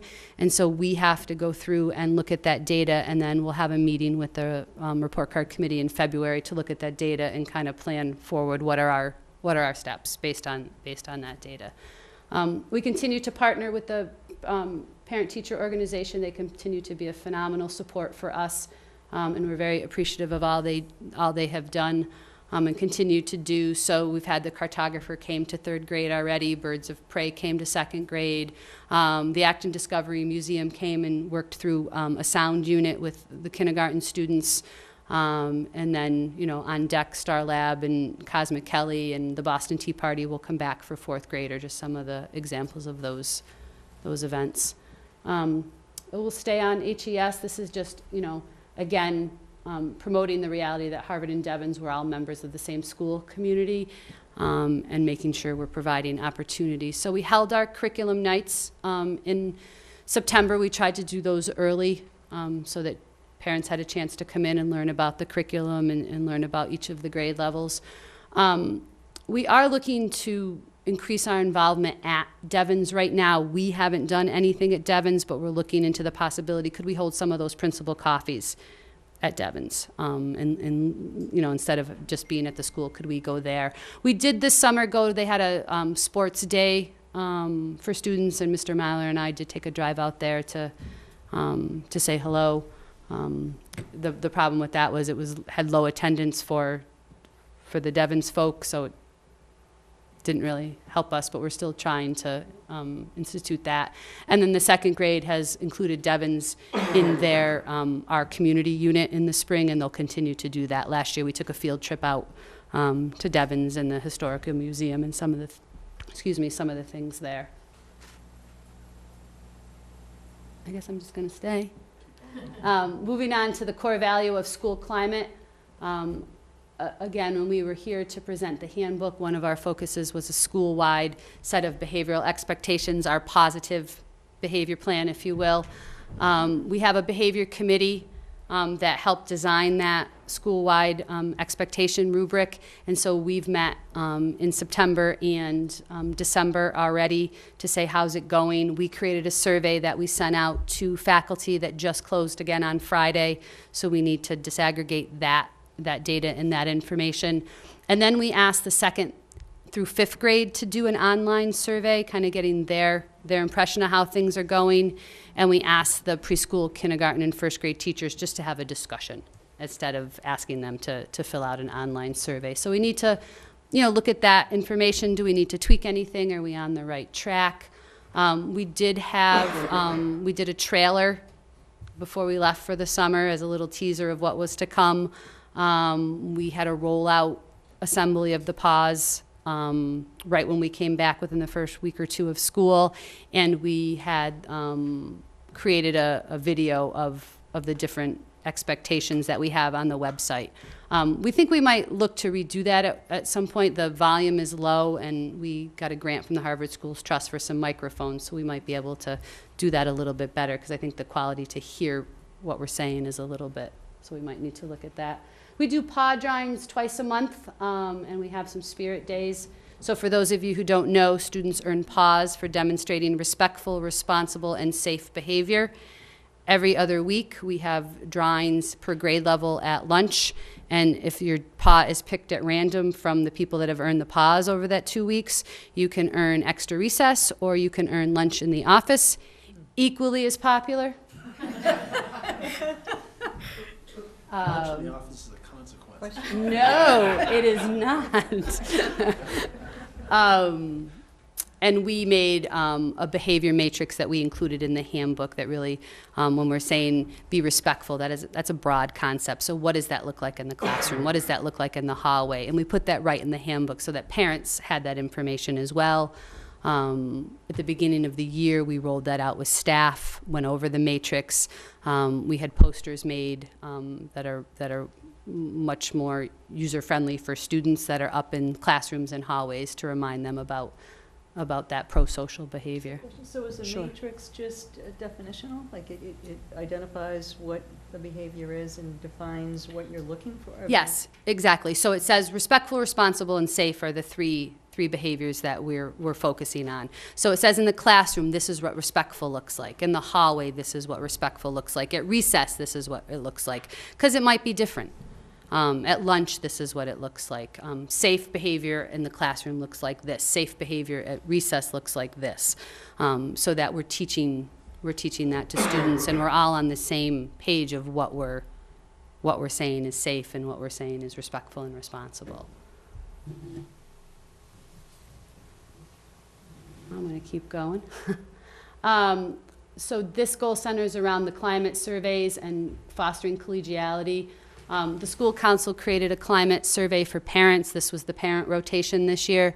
I asked them to do that early in the year because I knew we needed to use the data to inform the report card committee. So that survey closed on Friday. We had about 239 responses, which is pretty good. We have 440 students, so less families. And again, we need to disaggregate that data and look at it both for the report card committee and school-wide. We continue to have our meeting norms and our vision statement. We continue to read our vision statement at the start of every faculty meeting. And one of the things we started to do is we have a daily bulletin out to staff, and we started highlighting a core value or a meeting norm, like a 2-week focus. Here's our core value that we're focusing on, just to keep those ideas fresh and to keep reminding people here are our core values. We are working to create some professional learning communities in some different ways. We're already a professional learning community in that our grade levels meet once a week. We have vertical teams that meet on our early release days, but could we go beyond that? Could we do more learning together? So we had one professional learning community study group so far. They did a before-school 10-week unit on the book, The Behavior Code, which was something that the district brought in, so it was a district we'd started it in the district and they took it on. So we had 2 teachers lead a book group and a book discussion before school, so they were learning and discussing. Again, all the grade levels are meeting with the literacy coordinator and the reading coach to unpack the updates to the ELA. Some of those meetings are happening before or after school. And so we're looking, now that we're done with that one before school PLC, is there another topic that we can come together as a learning community for? And the other thing that Mr. Myler and I are doing is we're taking some time at faculty meeting to learn together. We asked the teachers to identify some topics from last year's faculty survey, and we're looking at those topics and seeing are there common themes, and can we take those topics and use those as a learning opportunity in the different meetings that we do or for a professional learning community. Vertical teams we talked about, we hold those throughout the year during the ER days for alignment. And then we try just to come together and ask how the kids are doing and share on a social level. We try to do at least once, if not twice a month, different groups take on a before school breakfast. And we make breakfast for our colleagues and come in and kind of break bread together and say hello and as a community. And we also continue to support Sunshine again, to support faculty or staff members that may need it, or for celebrations, or, you know, coming together in time of need. So trying to do a lot there. I know that was, I guess we're still in school fund. Our goal 7, it relates back to the work of the school council last year. The school council last year was looking for a way to help our students become more aware of the vision and internalize that more, so they identified an activity, the River of Life activity, which really has students kind of, first they would think about the vision, the district's vision, and then see how they could make sense of it, what it means to them, especially as it talks to pursuing dreams and achieving balance, and then really developing some goals, and then going through that. The River of Life activity has them draw their life and put their goals in perspective and give themselves a little timeline to get to those goals, and what might be identify obstacles, and it's the whole activity. So the roundtable advisors went through the experience and got some training from one of our students last spring. And then this year they implemented it with our students in the advisory, which hopefully was engaging, hopefully was thought-provoking for our students. We'll revisit that in the springtime through the advisory program also. I guess it was a really good activity because our new health and wellness teacher, she also did it without us knowing that she was doing it as part, so there was a little overlap. But it's a good process. But I think it really does. It allows the students to think about the vision, think about our core values, and really start to internalize them on their own, and think about how it impacts them, and that everyone isn't the same, and they don't have to have the same goals and aspirations, and you can be successful in your own right by achieving the goals that you've identified for yourself. So that was our 7th. The 8th goal here is improve student attendance rates over the 2013, 2014, 15 school years. So we're trying to identify strategies that will improve student attendance and accountability. We're still in the identify strategy phase, meaning we've implemented some strategies. Our communication, the next goal, communication is up. We're complying with all the district's policy requirements around communication. But we're not seeing the type of, it's year 1, maybe we need some more time, but we're not seeing the type of turnaround that we're hoping to see. We have implemented the period-by-period attendance, so our attendance data, our records are much more clear, and they're much more precise, and there's no longer any mystery of who's in and who's out. And Scott and I follow up each day, making sure that there's no inconsistencies within the attendance, and that we have all the data. And then we generate letters out to parents, and we communicate with students, and we generate additional letters when we feel attendance is, even within that period by period, if you're missing a lot of English, we send letters out and send them out again next week because it's the end of the second quarter. So we're hoping that this constant communication will have the impact that we're hoping to see, which is a decrease in the absenteeism. Based on the data to date, we have seen a decrease in absenteeism from last year, but it seems like last year it may have been so extreme it's like an anomaly, because the year before it wasn't as extreme. So we've seen marginal improvement in the first half of the year, and we'll see how it continues out through the rest of the year. Any questions around that goal? That's an interesting goal. So one of the topics of discussion at the next school committee, student advisory committee meeting too, so hopefully great. we'll get some, it's now circulating through school council, so maybe it'll help. I'd be interested to hear how that I'll let you know. works out. Yeah. Jim, do you get any, I'm thinking of all the advisory things that you have, whether it's signs of suicide or the river or whatever. Do you get feedback from the kids directly about any of this? For example, like the signs of suicide, is this the second year of that or This is, yeah. second year? I'm just wondering what kind of feedback you solicit or get directly from the kids in regard to some of these things. So we haven't solicited or received any feedback with regard to the signs of suicide. Interesting thing, when we get to the River of Life, because just at our professional day last week, we had a meeting among the advisors for the roundtable program. And even among the advisors, The River of Life, some advisors found it was incredibly successful and the students really engaged in the activity. And some advisors felt like, well, they did it in the health class and they may not have been that invested in it. So it's difficult. I think at the end of the year, when we're done with the year in process, it'd be a good time to assess that with our students and see. And that's what we came up with the idea. We do have to assess the roundtable with our students at this stage of the game. We're not looking to change because we have to see this through, we think, at least through the senior year. But we need to start gathering data and whether this is helpful to them, and if they see ways that we might change it, or if there are other options we could exercise. So, but with regard to the middle school programs, right now, we haven't gathered any feedback from the students with regard to that. I was just curious, I mean, I think it's a great idea. There's so many things out there, though, and I'm just wondering.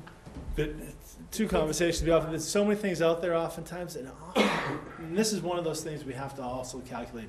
We're also dealing with adolescents, and this is part of our dialogue. It's like, and adolescents also show no interest sometimes in anything you lay before them. Whatever you present, this might be helpful to you. I'm not interested in that. It's not really relevant to me. I don't. So but if we have to figure out how to balance that, because if we're spending time and it's really not useful, then we really should find another approach.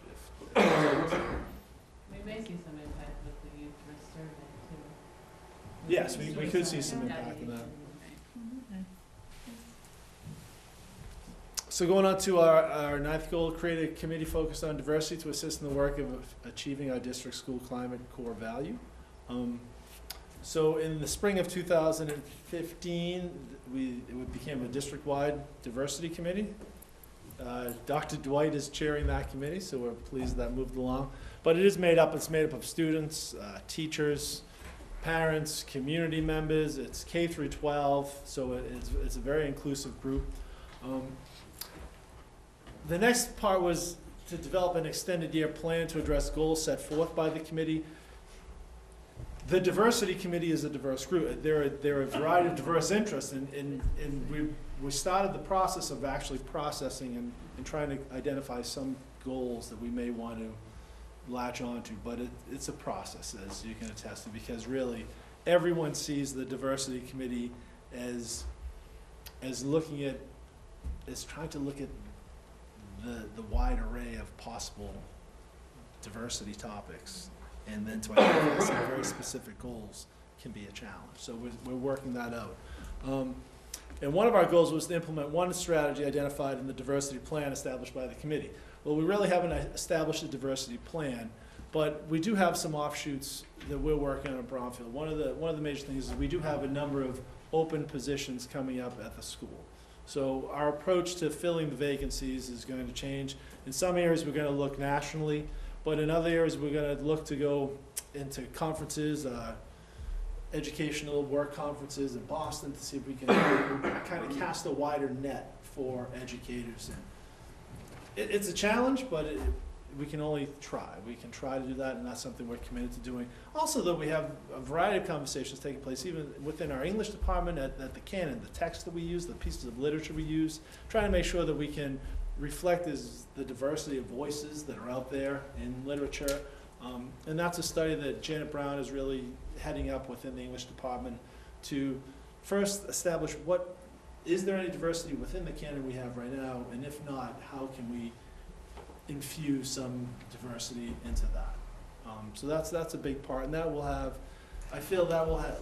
will reap us some benefits, it'll reap our students some benefits, and that will be some concrete movement with regards to diversity, even though we don't have any formal plan or formal goals coming out of the committee as of right now. Questions?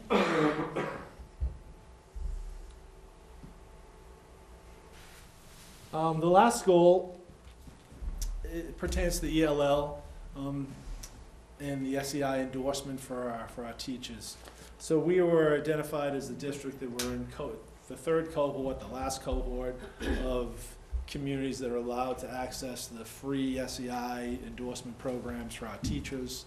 The state is involved in in ensuring that if you've had an ELL student, that you are getting endorsed to teach those students either like when you have them or immediately following that. So it's one of these things where the state is watching to make sure everybody's complying. And there's a lot of compliance issues, and there's a lot of confusion coming out of the state with regard to the availability of programs and who needs to be in the programs and all of a sudden who doesn't need to be in the programs. So our job as administrators is trying to keep our faculty informed as to what they need in this environment of change and turbulence.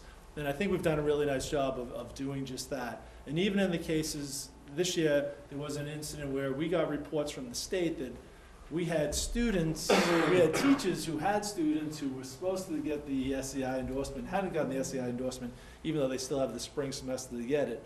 Even though it was their mistake, our teachers are taken up in the offer because the mistake allows them to take the course for free, so they're taking advantage of the course right now. But it's just one of those logistical nightmares that we need to make sure we are in compliance. And I think with Marie Harrington's guidance and her leadership and Linda, we've been able to make sure that it all works out. All of our teachers will have the necessary endorsements, and some will gain some benefits that they might not have had. And our students will definitely benefit because it's a great course. It's a great instructional course for all teachers and really reminds them what good teaching can look like for all students.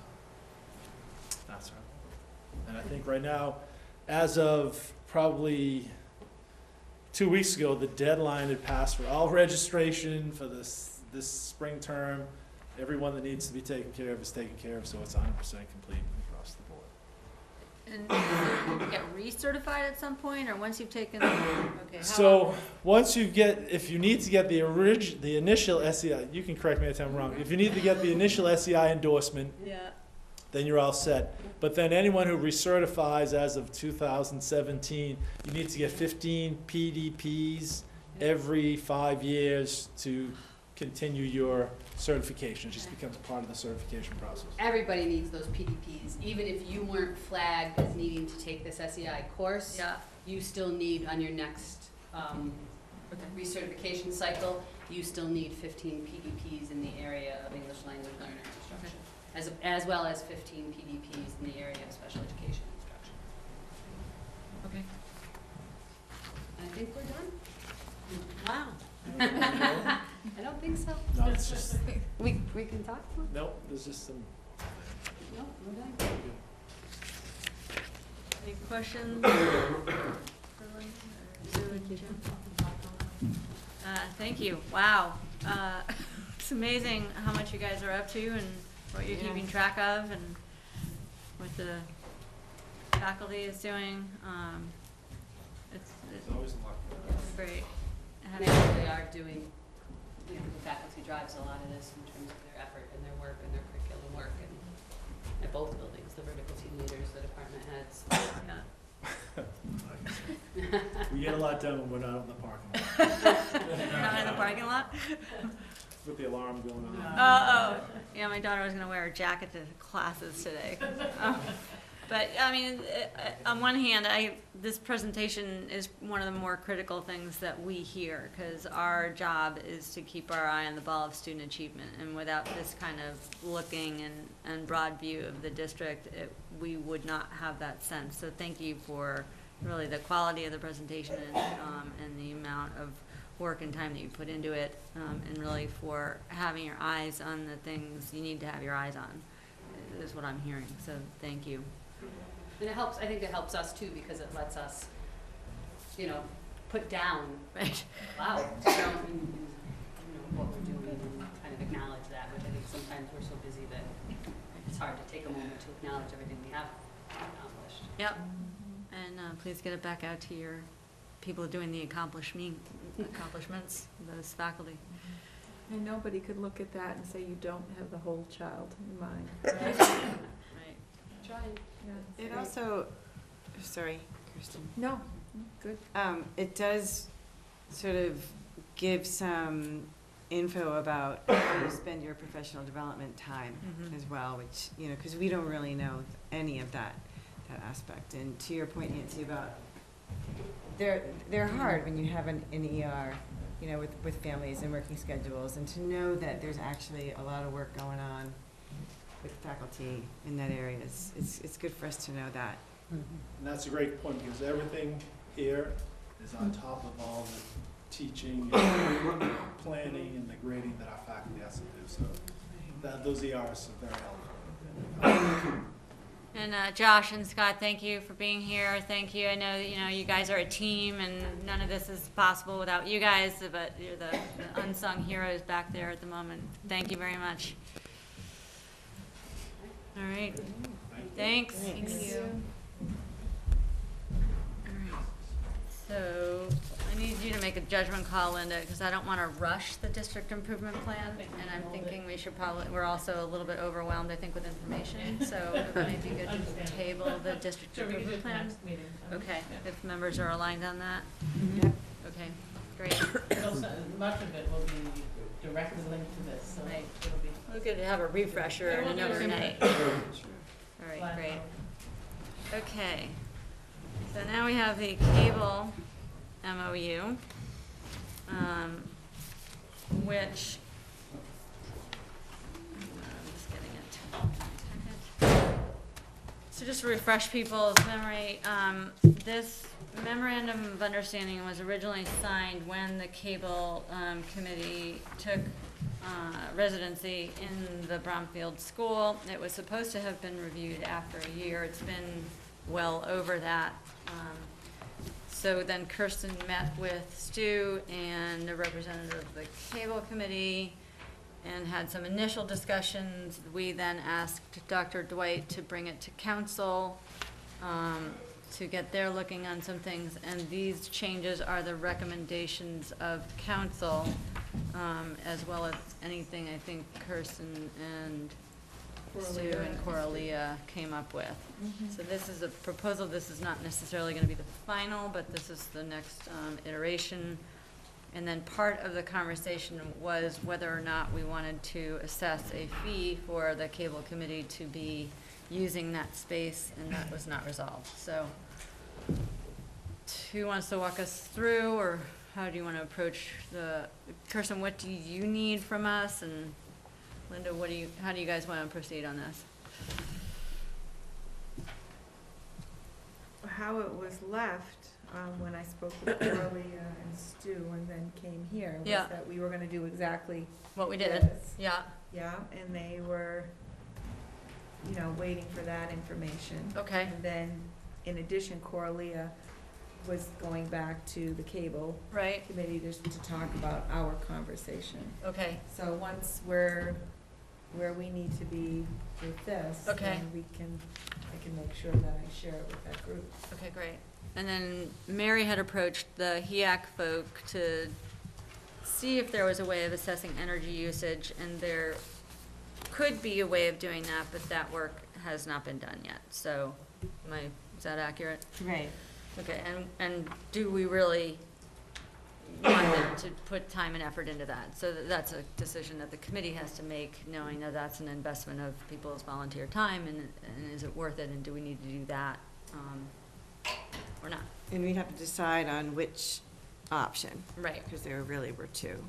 Oh, you were at the last meeting. Can you remind me of what? Yes, the so two were? Brian Smith, who is the HEAC chair, got in touch with somebody who knew better than even Brian, and said that you could put a meter in, but it would be money. And somebody would have to try and figure out, and you'd have to do it for like a year to really figure out what the usage is. So it'd be money for the meter, it'd be money for a person to keep track of all that data. Or you could simply charge a usage fee that, I don't know what the basis of that number would be. But, maybe trying to figure out because everything is electricity. So, just trying to, maybe figure out a round number and just put that out there as this is a contribution going towards energy. So if they were able to just kind of estimate their usage and go from it in that direction. Right, because right now it's all, tied into, it's all brownfield. They're not, so, so that second option is much more vague, is how that would even happen. But the first option will cost a fair amount of money. Right. So there are possibilities, it's just what we want to do. So the question really for them would be, do they think it's, meaning, when I say them, I mean the cable people, do they think they could even figure out just sort of, how much they use, like when they're using this and this, like over time, about how much? And then we would have to have someone that could kind of match the price per kilowatt or whatever. Right. Maybe Whatever it is. maybe they could. I mean, they might be able to. Or maybe I'm he sitting here and I'm To clueless estimate, perhaps. about Well, what to there must have been a estimate. utility fee when they were in this building, and I don't know Well, how that's different the right. equipment is that they're using there. I know there's some additional They equipment, have a but lot of new equipment, but, I wonder if there was a ballpark figure Right. from here. yeah. And the other thing is it necessary to do that? Because one of the conversations we had was, as long as they're using the building and providing an educational value, then perhaps we don't assess anything, but should any and all educational programs cease, then they really do then become a tenant of the building. So would we only assess a fee if the educational component goes away, potentially? Well, it would be, I mean, if there's a way for, because you bring up a good point as far as what the usage was here. If they actually know that, I don't know if they do or they don't. And it might not, because the who was here? There was also. Oh, there was different, like, activities in here, right? Right. Like, community ed kind of Right. activities. Right, so, I don't know, if that's a I possibility. mean, I can ask them. I mean, even if we were to decide that, as long as for education, and I'm not saying that we are deciding that, but if we were, at least we're knowing also what, what we're giving them. Right. Mm-hmm. Well, they do get And we revenues. know what they're giving us. Right. So it's just, if there's a way to find that out, I could ask them. Okay. I can go back and ask HEAC again, like if they could, if we Ballpark don't it. want to go the meter route, if there's any way they could give us some idea of how they would do a ballpark. Okay. They might have some ideas. They have been there now for a period of time, correct? So do you think we have any information that Lorraine would had show mentioned, whether there have been any significant increases in the bills for Bronfield since HCTV's been there? They've been I there a think year, that, haven't they? yeah, I think that, well, more than a year now, I think. Over a year and a half, I Yeah, think. almost coming on two, but I think that, Linda, didn't we talk about that a little bit? Did you talk to Mark Force, or, he said it would be very difficult. To section off that. To It's not figure that separate out. meters. The only thing that is metered separately is the air conditioning down there. But the Everything school else didn't is- see any kind of significant increase in Not that you electric could bills. attribute it to that. Yeah, It it's fluctuates, too- but a lot of it's based on some other things, so I'm not sure. So it wasn't a significant, like suddenly it went up. Right, spiked. Right. Well, you can look at maybe a reasonable rental fee based on the space, rather than trying to figure out the utility portion. But then it is another town entity as well, right? So we would be taking money from one town entity and giving it to another, so we still have to consider that. Maybe not be quite the same as a fair market rental on a comparable space, but maybe a subsidized rental kind of. Do you know what amount was paid here, for example? That might be a starting They point. did pay a fee to be in this building. Did not, I don't think so. okay.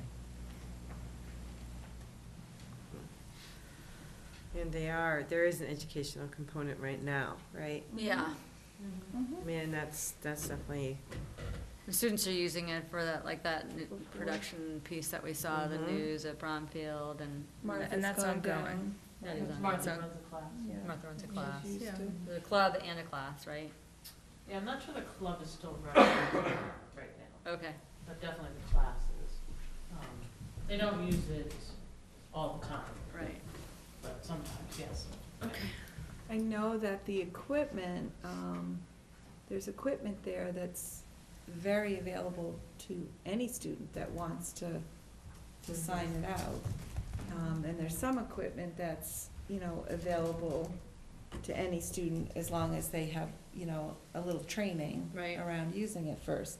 I think the challenge is, getting that information out there and keep putting it out there, to show the kids what the options are. But I know that the group has been very thoughtful about the education piece of it when making decisions around, some of the equipment they get. They keep the kids in mind.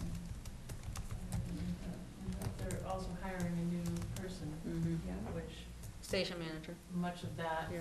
person's role, some of it is gonna be outreach to the students, trying to build the educational piece. And what do we charge other entities that use the school on a regular basis, like Bear Hill Rowing and? Yeah, that's, A lot of that stuff is relative to the custodial cost.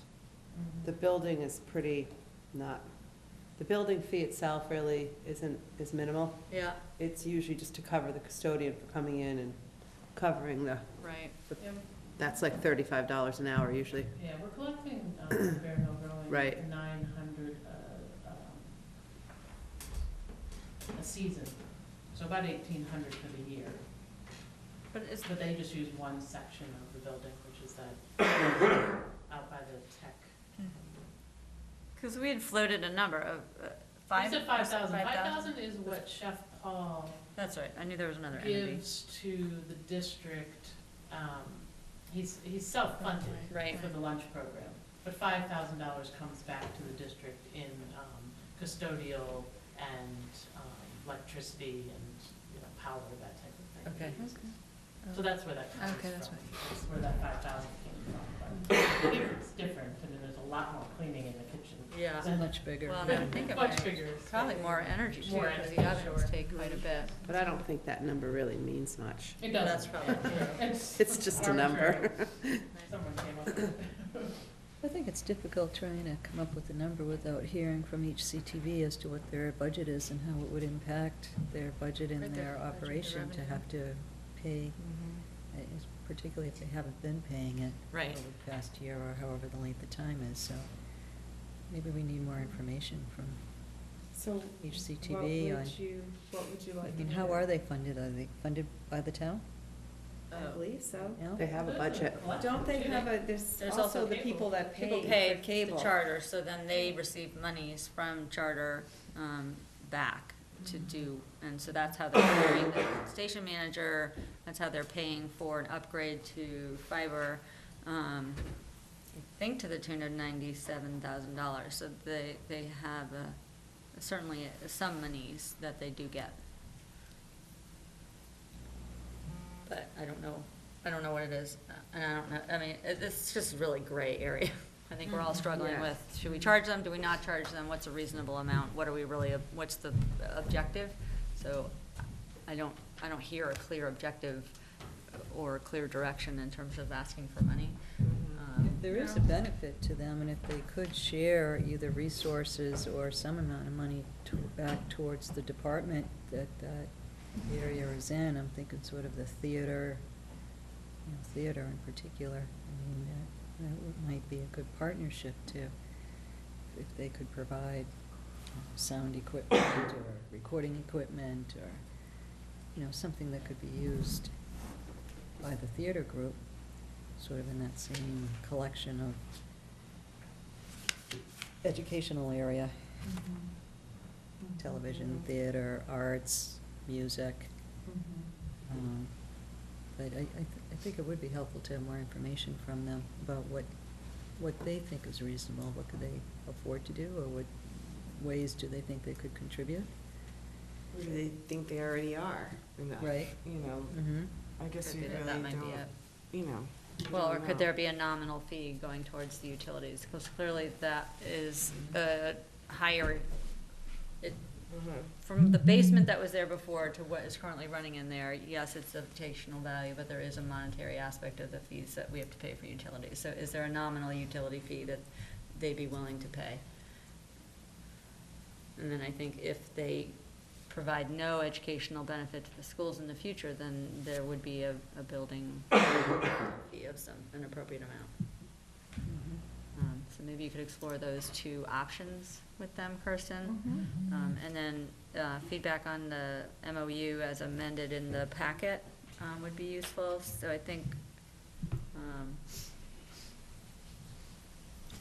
if people have a chance to read through and have comments. So I have two comments. So under terms and conditions, letter B, seems like it perhaps might not be necessary to be included. Maybe it should be deleted at this point in time, or revised. Yeah, I It think says- that was from the original agreement, providing a broom clean, and I think that just comes out now. Yep. And then the second one was the amount of the liability insurance policy that HCTV is required to obtain. It's under letter H. And right now, the amount is to be determined by the school committee. I'm just not sure if we have the expertise to be figuring out what that amount should be, or whether that should be maybe school committee in consultation with town council, or selectmen, or somebody other than the members here, Five unless of us. somebody here has more expertise on this than. What do they have? They must have one now. They must have a Not liability sure. It insurance looks like a policy, new- or is it ours? It looks like a new item. based So on can you underlying. explore, It doesn't- Kirsten, with them, if they have liability insurance, and what that covers? I guess, okay, great, That's all I have. Thank Okay. you. that's great, Nancy. Anybody else have comments, questions? I guess, I did have a question before about the people who interact with students being quarried. I don't know if that would be anywhere in this MOU. There is a quarry requirement in here. Right. Okay. Under the last page above education, it says, all adult personnel and community users who have access to the HCTV space on a regular basis, as defined in the sole discretion of the building principal, will be subject to 4A checks and fingerprinting and must have specific written clearance from the said principal. Thank you, I missed that. That's right. I think it's just a question of where do they reside? Is it with our office, or is it with the station master, or, I mean, who ensures that they got done, and where did They've been doing it to the school do you? system. Okay. Okay. Any other questions, or, Kirsten, do you need anything else in order to take this back to them? I don't think so. Okay, great. I think their next meeting is either this week or next week, I can't remember, but it's on a Wednesday. Great. So I'll let you know. All right, thank you. On the building rental form, just so you know, the room fees Yeah. are like 150 for the cafeteria, 300 for the Cronin, 100 for the library, 150 for the gym, 150 for the kitchen. I could rent out the gym 75. for $150. Yep. That's the cheapest birthday party idea I have heard in a while. And if you times that by every day, It's 24/7 though, too, I mean. That's Right. approved insurance. Yeah, right. Yeah, that would be like that'd be whopping. $50,000, right? Okay. Or Mm-hmm. be a lot. But anyways, just so you have an idea. I'll tell them Thanks. that's the proposal that you suggested. Bucks a day. Your formula. All right, next is, moving right along, get you guys out of here fairly on time. We're reviewing the minutes of the previous meeting, which is in your packet. So Susan Mary, real Yeah. quick, if Yeah. I'm gonna be showing them this, that assumes that we're okay with I this? think we with just saw these said so. changes and everything, so we're good with it? Yeah, Okay. unless someone has an objection. Okay. Okay. All right, so looking at the minutes of the January 11th meeting, anybody have any edits or changes they'd like to see? I didn't. Okay. Don't have anything.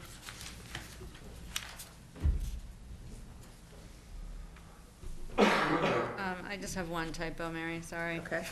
First page under the superintendent report, the first bullet, last sentence.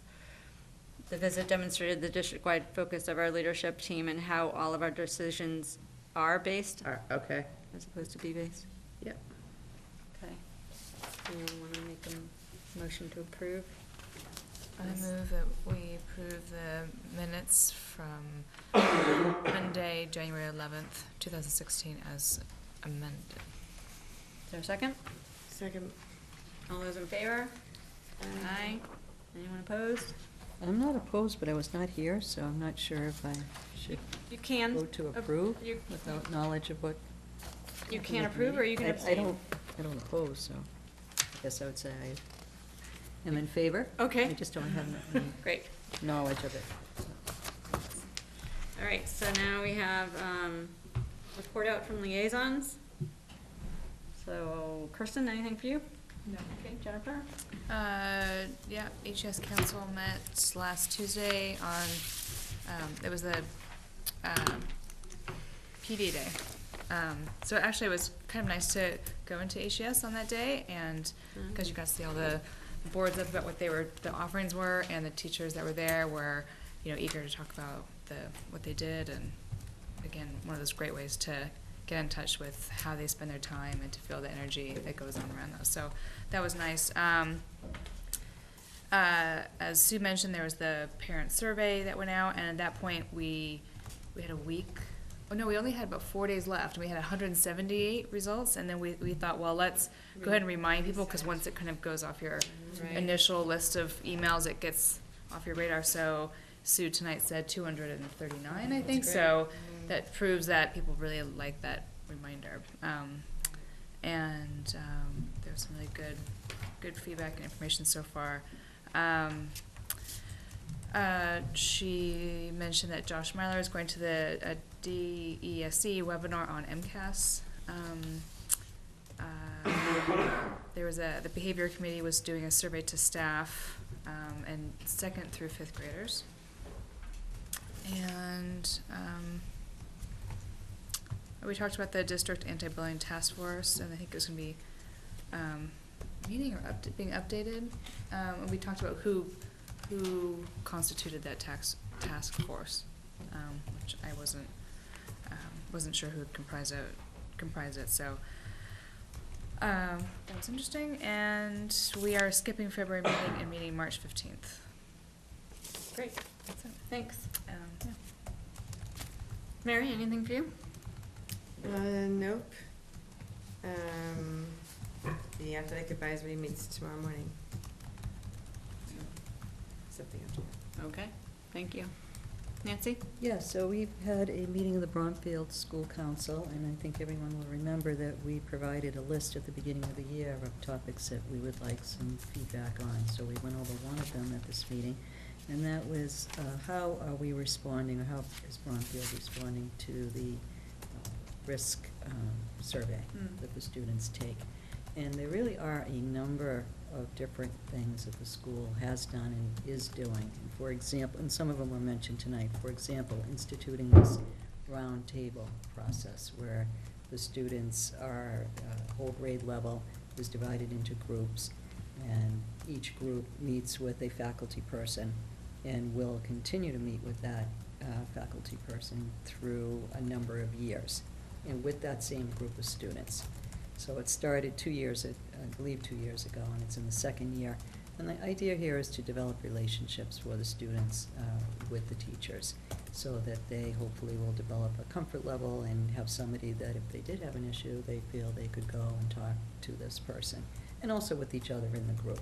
A lot of the students already may have relationships, friends and so forth, because they are all at the same grade level, so they already know most of the other students, I would think, in their grade. But that's one example. Also, there was a new position that I think everyone's familiar with in the guidance department, I believe a behavioral specialist, sort of expertise. And so we have another full-time person in that department. The change in the language on when the students are selecting courses that have levels, so this is the high school level. Previously, the language was recommended, the students were recommended for certain levels, and it was changed to eligible, with the idea that the student look at the big picture and not necessarily take everything that's recommended, but just know that he or she is eligible for a number of courses, but really sort of highlight to them, look at your big picture. Are you more interested in history or more interested in science? Don't feel like you have to take all the honors courses, all the AP courses. So that was a change. The guidance and the administration are meeting very frequently together on, regarding any students that they think there may be some concerns about. Also, something that I didn't know, I don't know if others here know, but there is a type of way to leave or send an anonymous message into the Bromfield administration. I need to find this on the, I don't know if it's on the bromfieldpsharvard.org, but I think it would be helpful. I was surprised that I didn't know that, because not that I know everything, but, I've been part of Bromfield for a number of years, so I think it would be good to think about how we can get that word out. And as far as this list that I started, just listening to people talk around the table, maybe type it up and prepare it so that the next time when we have the parents in to talk about the results from this survey, we have something that we can provide to them, and we're not just starting from the beginning with, wow, this is pretty alarming, and what are we going to respond to this? Because there really are a lot of things that have been done and that will be done, that continue to be done, but I'm not sure that people are really aware of the steps that are being taken. So maybe there's something here that we can put together, and I don't know if we want to actually put it out to, parents, or wait until the time comes up when, next time we look at the survey results, because I think the parents were very concerned when they saw some of those numbers and responses. But there are things that are being done, and I think that's a positive. And I think this anonymous way of students, reaching for help, I think would be a good thing to get this word out, that this exists. I mean, I did ask some students since I had this meeting, and a couple of students I asked, I'm totally unaware that there is even such an option. So maybe some things to think about on how we can get the word out that these resources are available for students.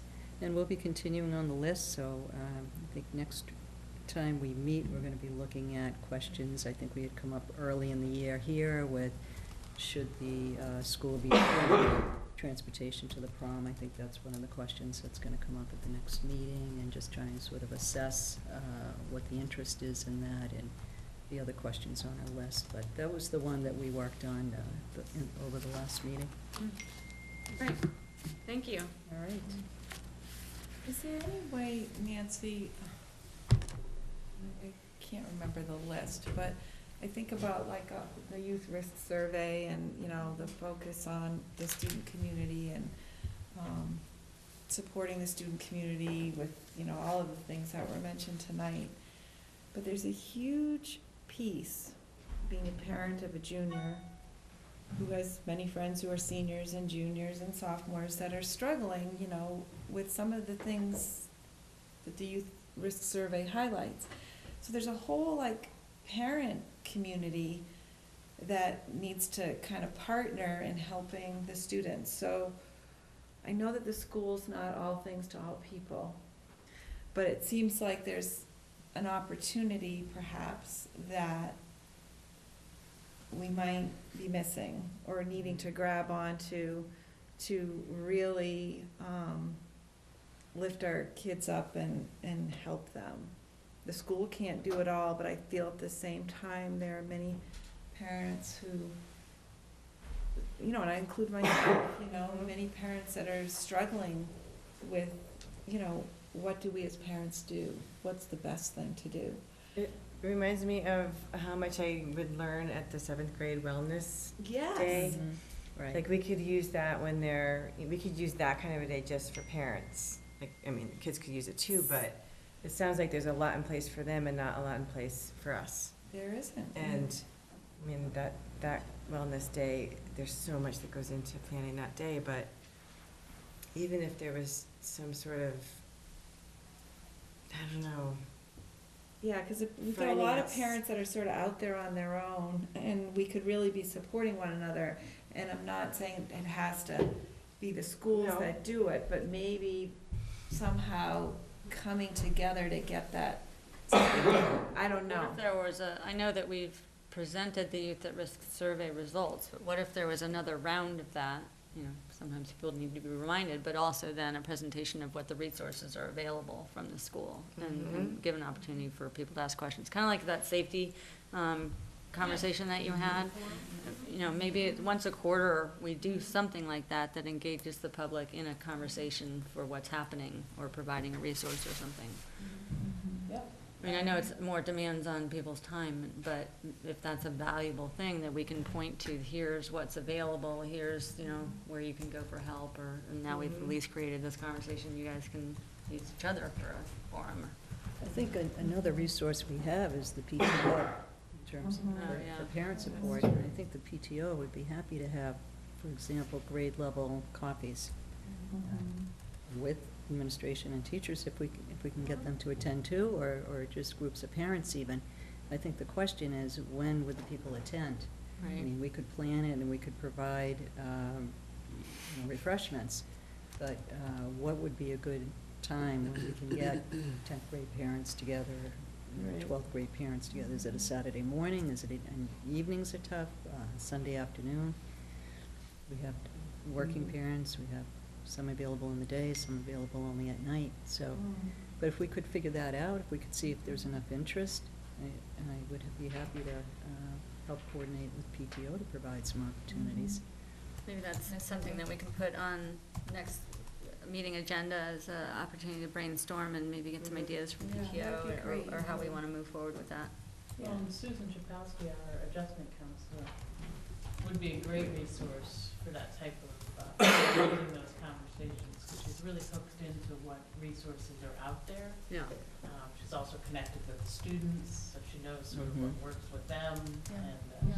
she's really, she'd be very good at doing that. I'm sure she'd be willing to.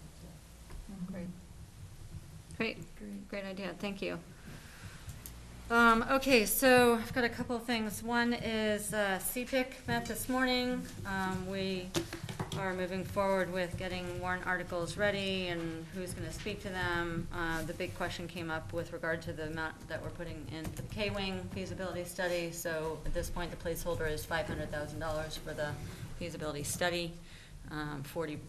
Somewhere around 40%, we'll know more this week, would be reimbursable back to the town. But that's the amount, up to 500, not, if we don't need it, we won't use it, but up to 500 is the number that's being used as placeholder.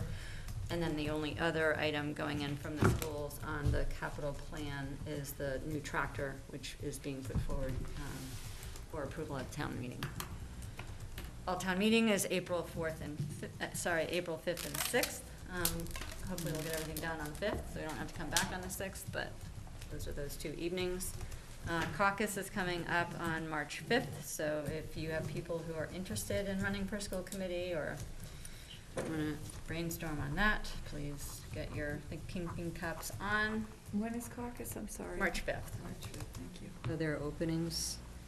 Kirsten is Wonderful. going off. She's more than happy to vacate her seat, I think, at this point. Well, no, I love it, but I just can't.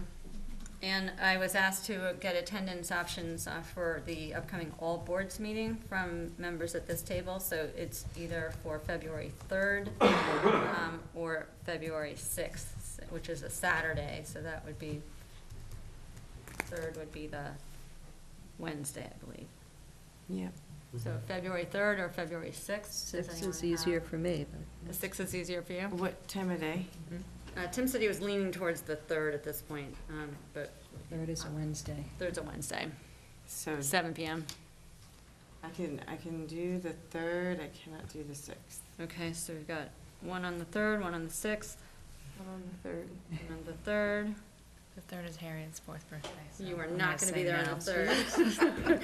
But is the party on the 6th? And then the party's on the 6th. Yeah. But I could do a meeting in the morning on the 6th, but on our actual birthday, I'm not gonna leave. No. Okay, and I could do either. Yeah. And Linda, are you No, available it's for great. either? Both. Pardon? Oh, I'm sure she'd love that. She Okay. will ask. So we would have representation at either date, not everybody could make both. Okay, great. I believe you've all been copied in a letter that I received from a parent regarding a painting in the Bromfield School. Yeah. So I'll be entering that into the public record for the meeting. This was a parent who did not like a painting that was in the biology classroom at Bromfield School. Dr. Dwight took it under review, and I'm going to paraphrase, I think, what you did, but please let me know if you did something that, or something different what I say.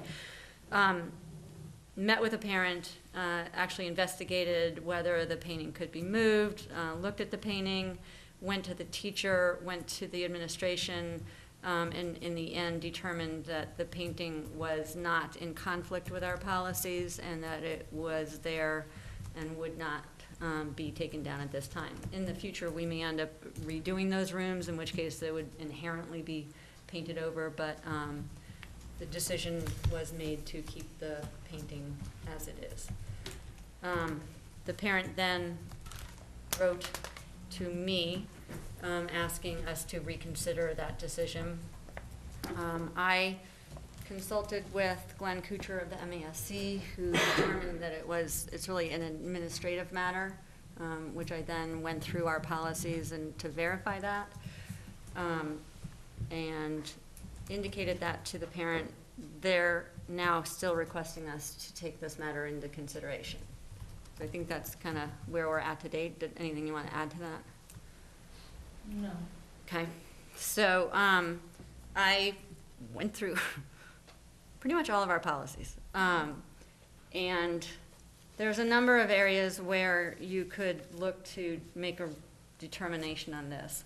The one I did look at is the textbook and supplementary materials selection and adoption. So it starts off with responsibility for the review and selection of textbooks to be purchased shall rest with the principal of each school. The principal is encouraged by the school committee to establish a review committee to assist in the process to determine the textbook that best meets the curriculum guidelines of the district. The principles that generally apply to the selection of instructional materials and library materials shall apply to textbooks.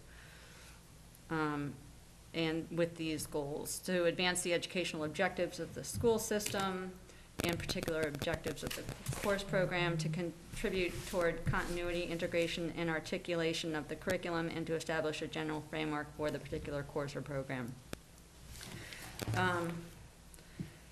It does not, it really puts the onus on the selection of materials on the building principals. It does also, in many places, indicate that the day-to-day management of the schools is under the purview of the superintendent. So the one area where it calls into question, or one area where I think it's really applicable, is public complaints about the curriculum or instructional materials. So we do have a policy that guides us if someone is complaining about something in the schools. So I'm just going to read the policy. The school committee, though it is ultimately responsible for all curriculum and instructional materials, including library books, recognizes the need and right of students to free access of many different types of books and materials. It also recognizes the right of the professional staff to select books and other materials supportive of the school system's educational and philosophy and goals. In summary, the committee assumes final responsibility for all books and instructional materials it makes available to students. It holds its professional staff accountable for their proper selection. It recognizes rights of individual parents with respect to controversial materials used by their own children. It will provide for the reevaluation of materials in library collections upon formal request. On the other hand, students' right to learn and the freedom of teachers to teach will be respected. So that's our policy on complaints about instructional materials. I'm asking now to have the committee consider whether they support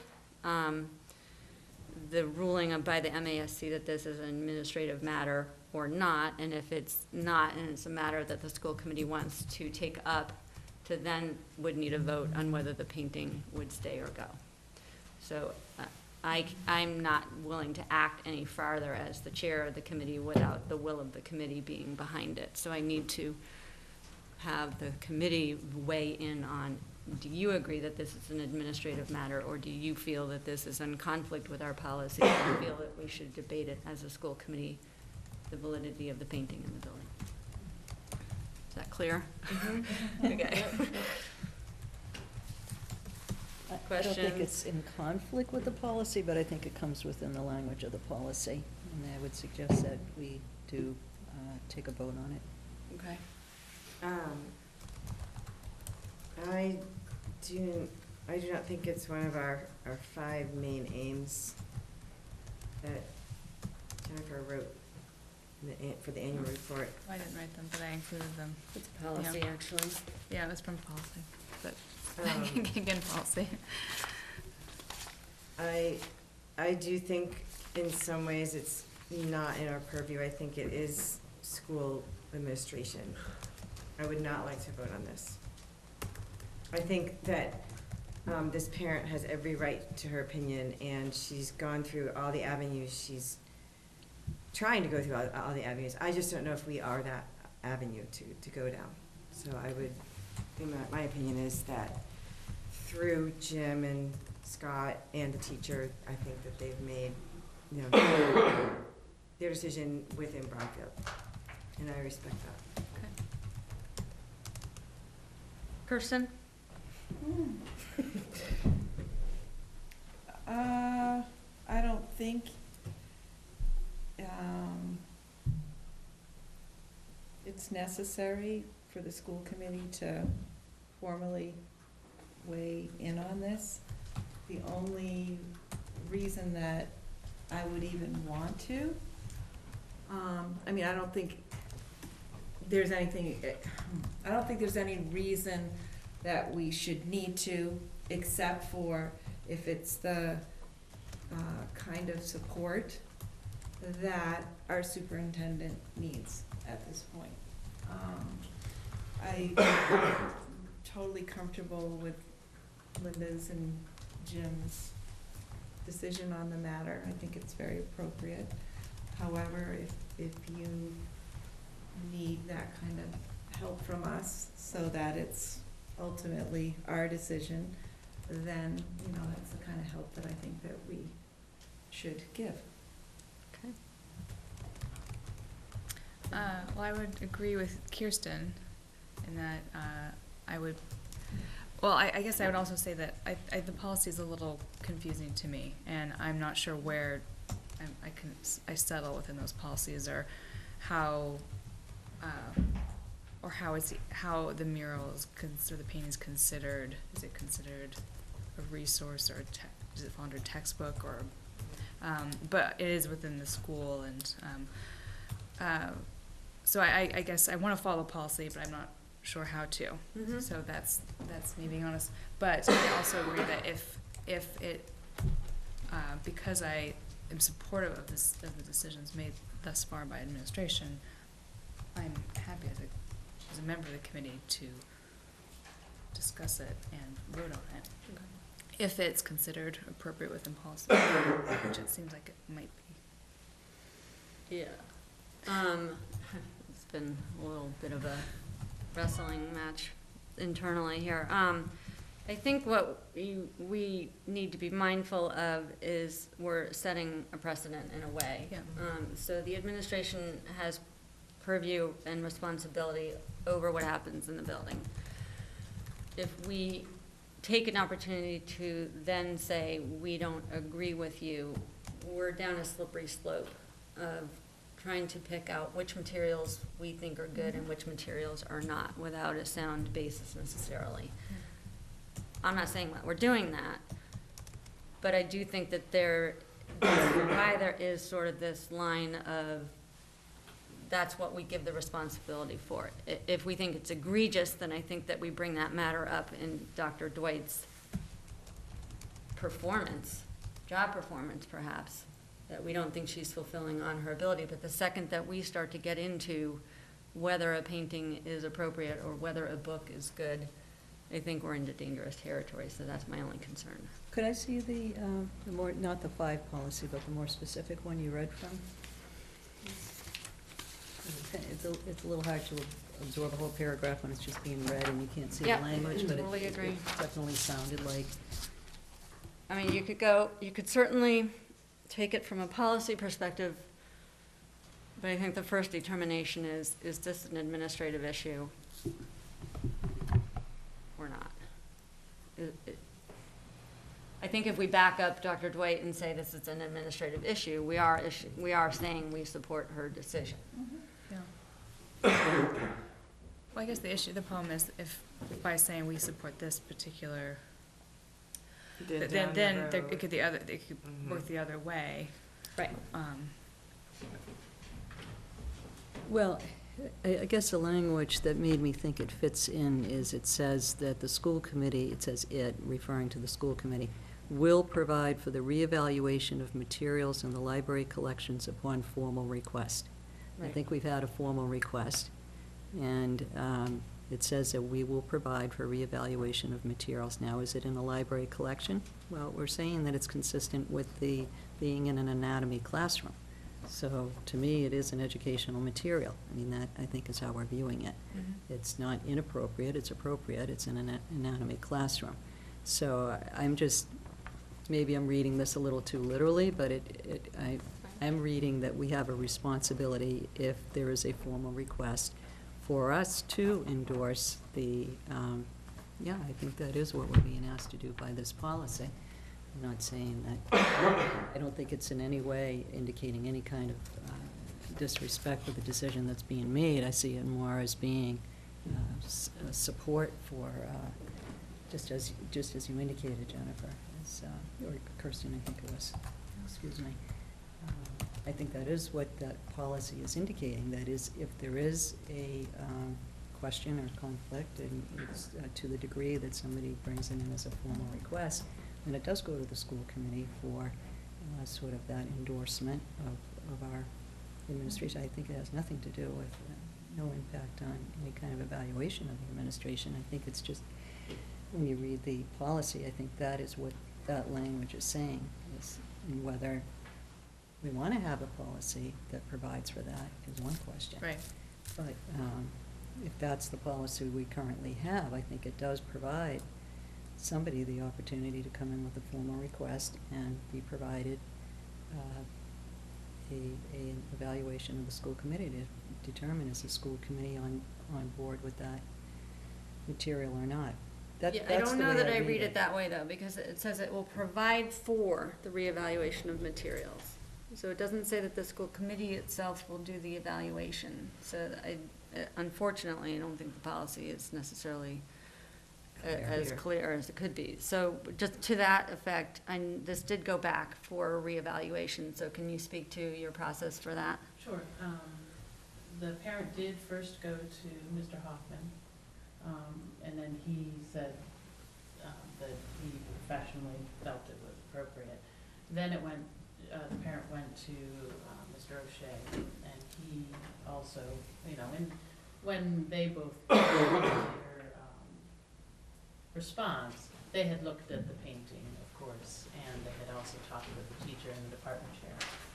So then she came to me and met with me for about 45 minutes to an hour. I did not give her a response at that time. I just took the information, heard her, and said that I would get back to her.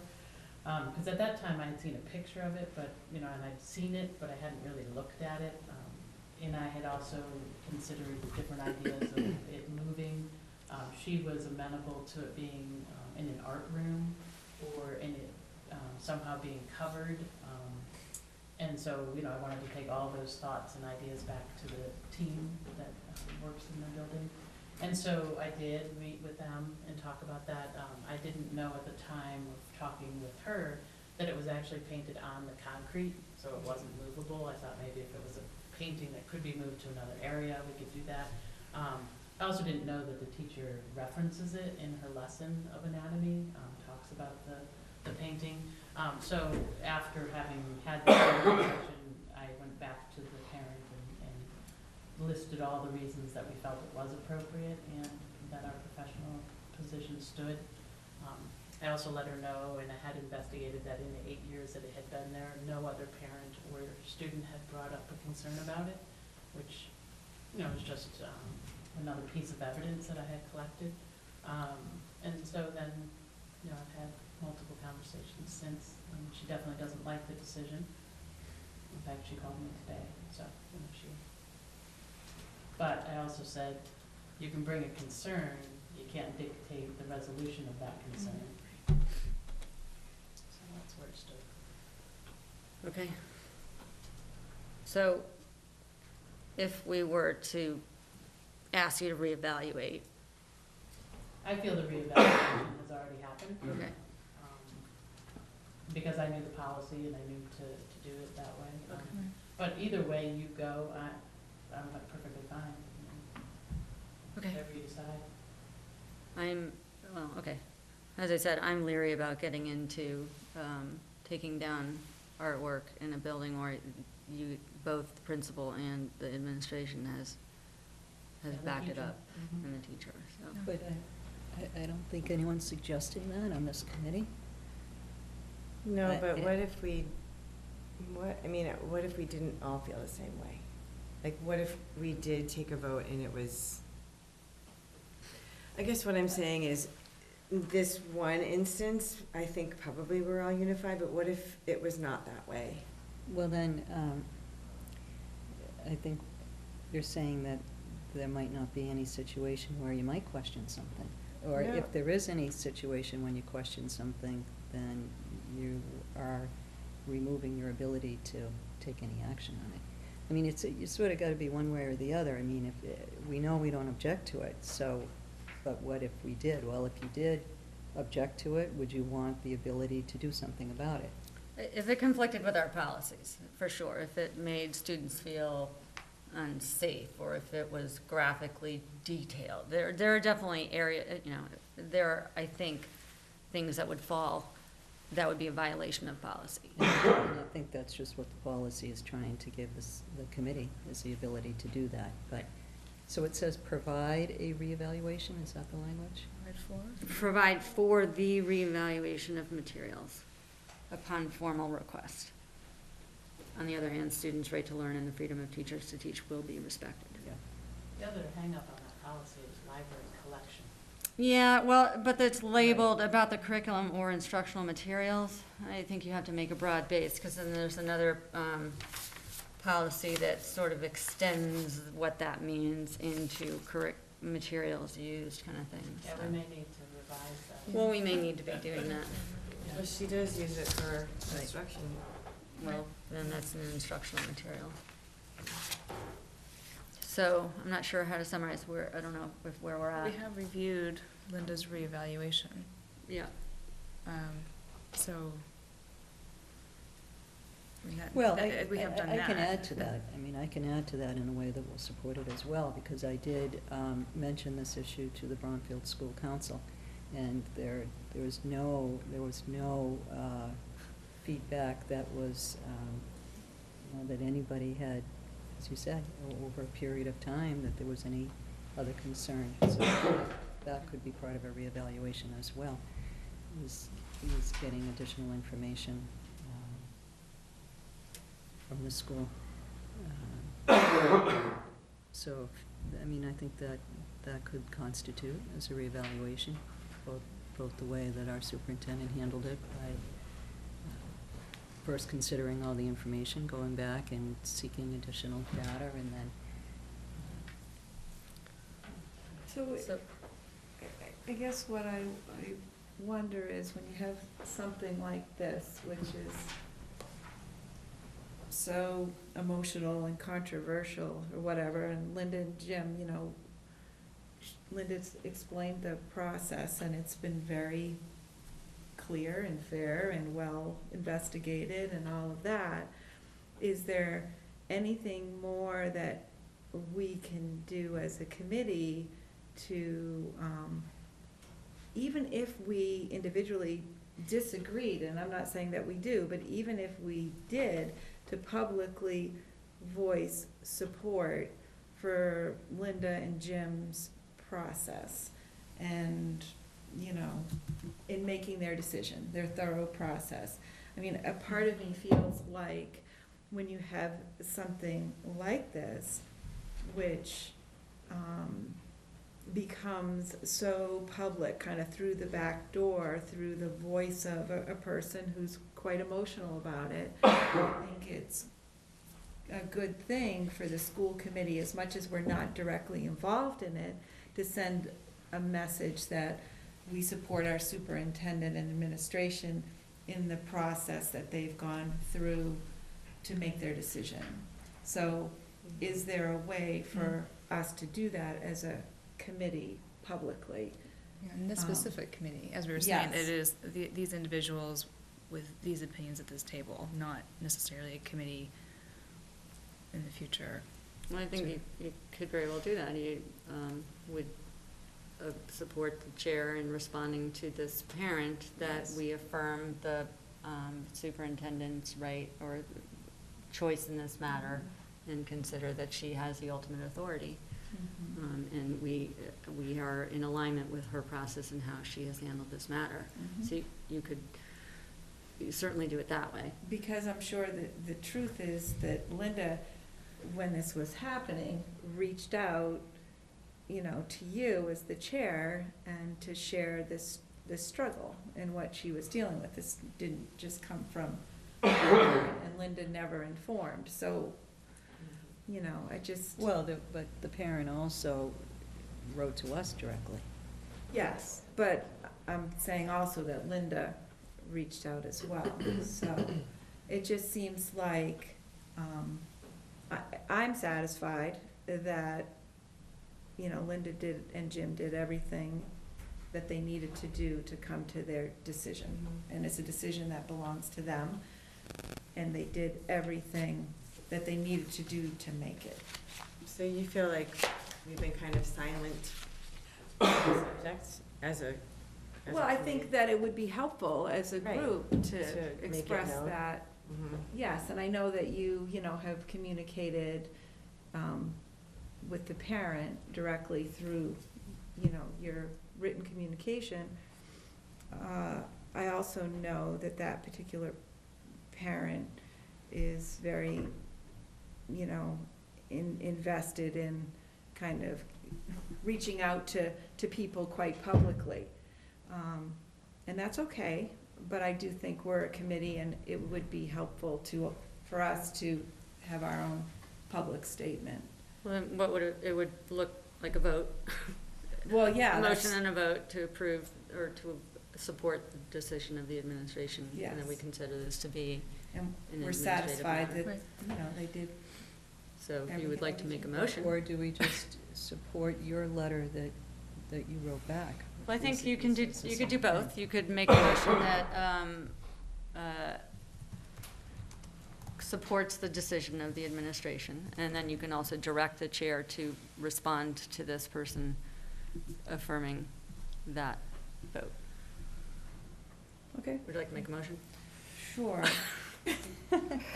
I move that the committee support the thorough process in which Dr. Dwight and the administration underwent to come to a decision in regard to artwork in the Bromfield Science Room, and support the letter.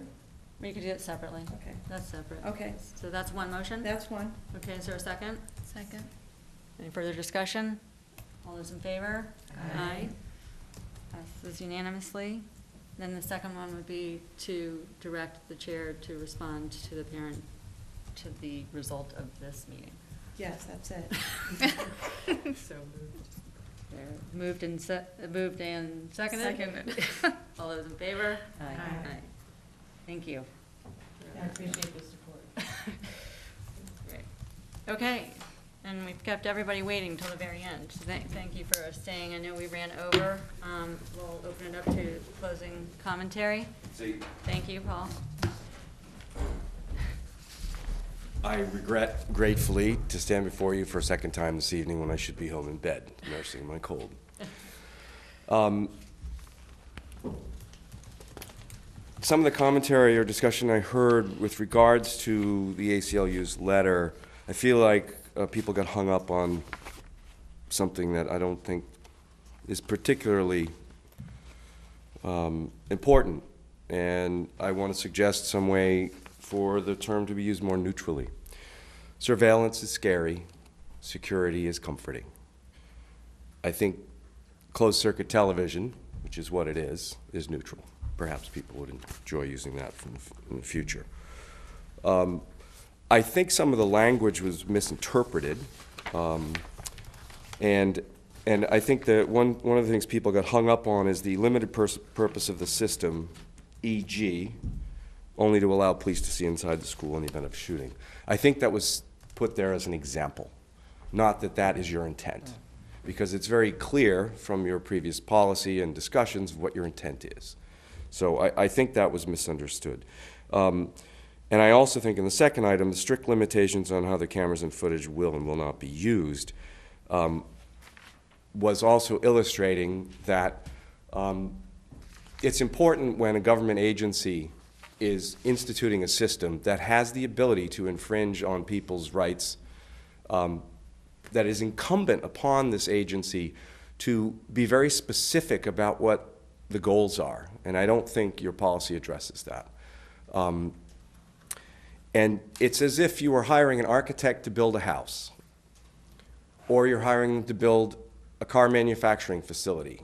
There are going to be two very different results that are going to come to you. And I think that if you lay out very specifically what your intentions are and consult with either security professionals or a very affordable organization known as the ACLU, that you would get to a more fair policy. So I urge this body to direct the superintendent and perhaps have a couple of the school committee members or other interested parties in reaching out to the ACLU to improve the now adopted policy. Because I'm pretty convinced they'll still think that it's pretty inappropriate. So I will comment more specifically after I've had time to review it, and I'm going to reach out to the ACLU myself and ask them to reach out to you. And I think you can probably expect that will happen. I also want to thank you for your time and your thoughtful discussions on this. And I hope we can get to a better place. And I was sitting here watching the effort that goes into the curriculum review and all the thoughtful conversation about it, and I think we kind of missed the boat on this policy. And I think the same kind of attention needs to be put to all policies, that they need to be reviewed, pros and cons, more thoughtfully reviewed. And I feel like there's been a rush to judgment, and I think that could be perceived in the community as an overreaction to the most recent series of unfortunate events. And I just urge you to keep working on this and perhaps get it on an agenda and address this more thoroughly. Thanks. Great. Thank you, Paul. Thank you for staying. Okay, I'll open it up now to school committee closing Do comment. the future agenda items. Oh, future agenda items. Okay, we've got the science fair coming up on February 26th. Mary said she would go. Are you able to go? Is that a Friday? It's a a Friday. Friday from 2 to 26, 5 yeah. to judge. Oh, February 26th. yes, my science fair is February 25th. Great. Oh, you My just, school. 2 days in a row. I'll be all science faired up. I also have, we need to schedule the public hearing on the budget, so that should be in discussion at some point. Oh, right, we have to put it in the paper. We and have to stuff. put it in the paper. So We the- also have to finalize the budget, that book. Yeah. Um, So if the town meeting's the 5th and the 6th, then we should do it in the first meeting in March, maybe? Yeah. But, you know, do we do it in the evening meeting? Do we do it on a Saturday? We've done that Right. before, so we need to pick a date Okay. soon for our public hearing on the budget. Probably be good to have confirmation from FinCom that they approve the budget first before we have the public hearing on the budget, but when do you do that, Steve? Don't have a date. Typically, takes you how long once ours is in? Early February, mid-February. Okay, great, thanks. Newsletter, I'd like to talk about maybe doing a newsletter or public outreach from this committee somehow. We've done one in 2 years. I think it'd be good. I hoped it was more frequent than that. Education Matters, is that what? What? Yeah, Education Matters. Yeah. And then do we do it more frequently as an email or whatever? We have the district improvement plan that we need to bring back. The goals, The cable thing. cable MOU. Possibly an update on science labs. It was supposed to be a 2-week time frame, I think, to get. I think we didn't have enough info to Back. put in today, so we'll do that next time. I did hear from them that they were still working on it. Okay. All right, It thanks. seems to take longer. Brownfield House continues to march forward on our thing. Certainly we'll have a parking lot update. Anything else? Anybody have, like to bring forth as agenda items or ideas? It'd be nice to see a student every now and then. Oh, yeah, we need to get back on We need that. some levity around student. Well, maybe the UN. Oh, yeah, that would be great. The Model UN model. Right. Okay. Now I will open it up to school committee closing commentary. Nancy, anything? Mary? We're commented out. Everyone's, Yeah, it was a marathon meeting, I apologize. No, it's okay. I don't have any comments, though. I think we did some pretty good, hard work tonight. Yep. Great. Thanks. Appreciate that. Thanks. Jennifer? I agree with Mary. That was a long but good meeting. And I also really enjoyed the school improvement plans. It's long, but I really love seeing it all, and it's so, I appreciate it. Thanks. Kirsten?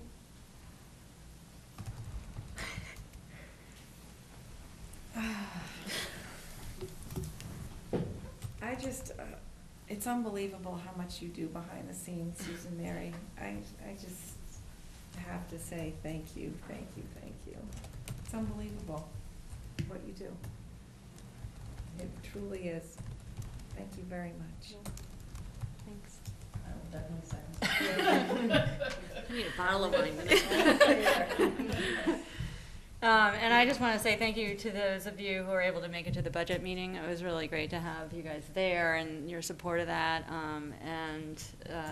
Just the level of engagement that this committee is, we're really, I think, gelling as a committee and really working and doing some great stuff. So thank you for all of your participation, and there's more to go, but thank you.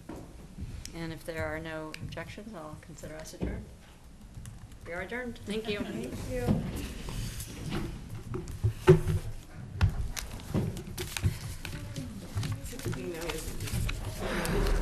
I didn't think so, but I couldn't figure out why he was staying until then I realized that. here's the district improvement plan. We're still recording, so. This is anyways, oh, 9:30. We're just writing down the adjourned. Mary, can you turn the cameras off? Thanks. I don't know what the breakdown was for that, but Yeah, we interrupted a meeting, I don't know. videoed over a meeting. I don't know what was up with the, whether that was intentional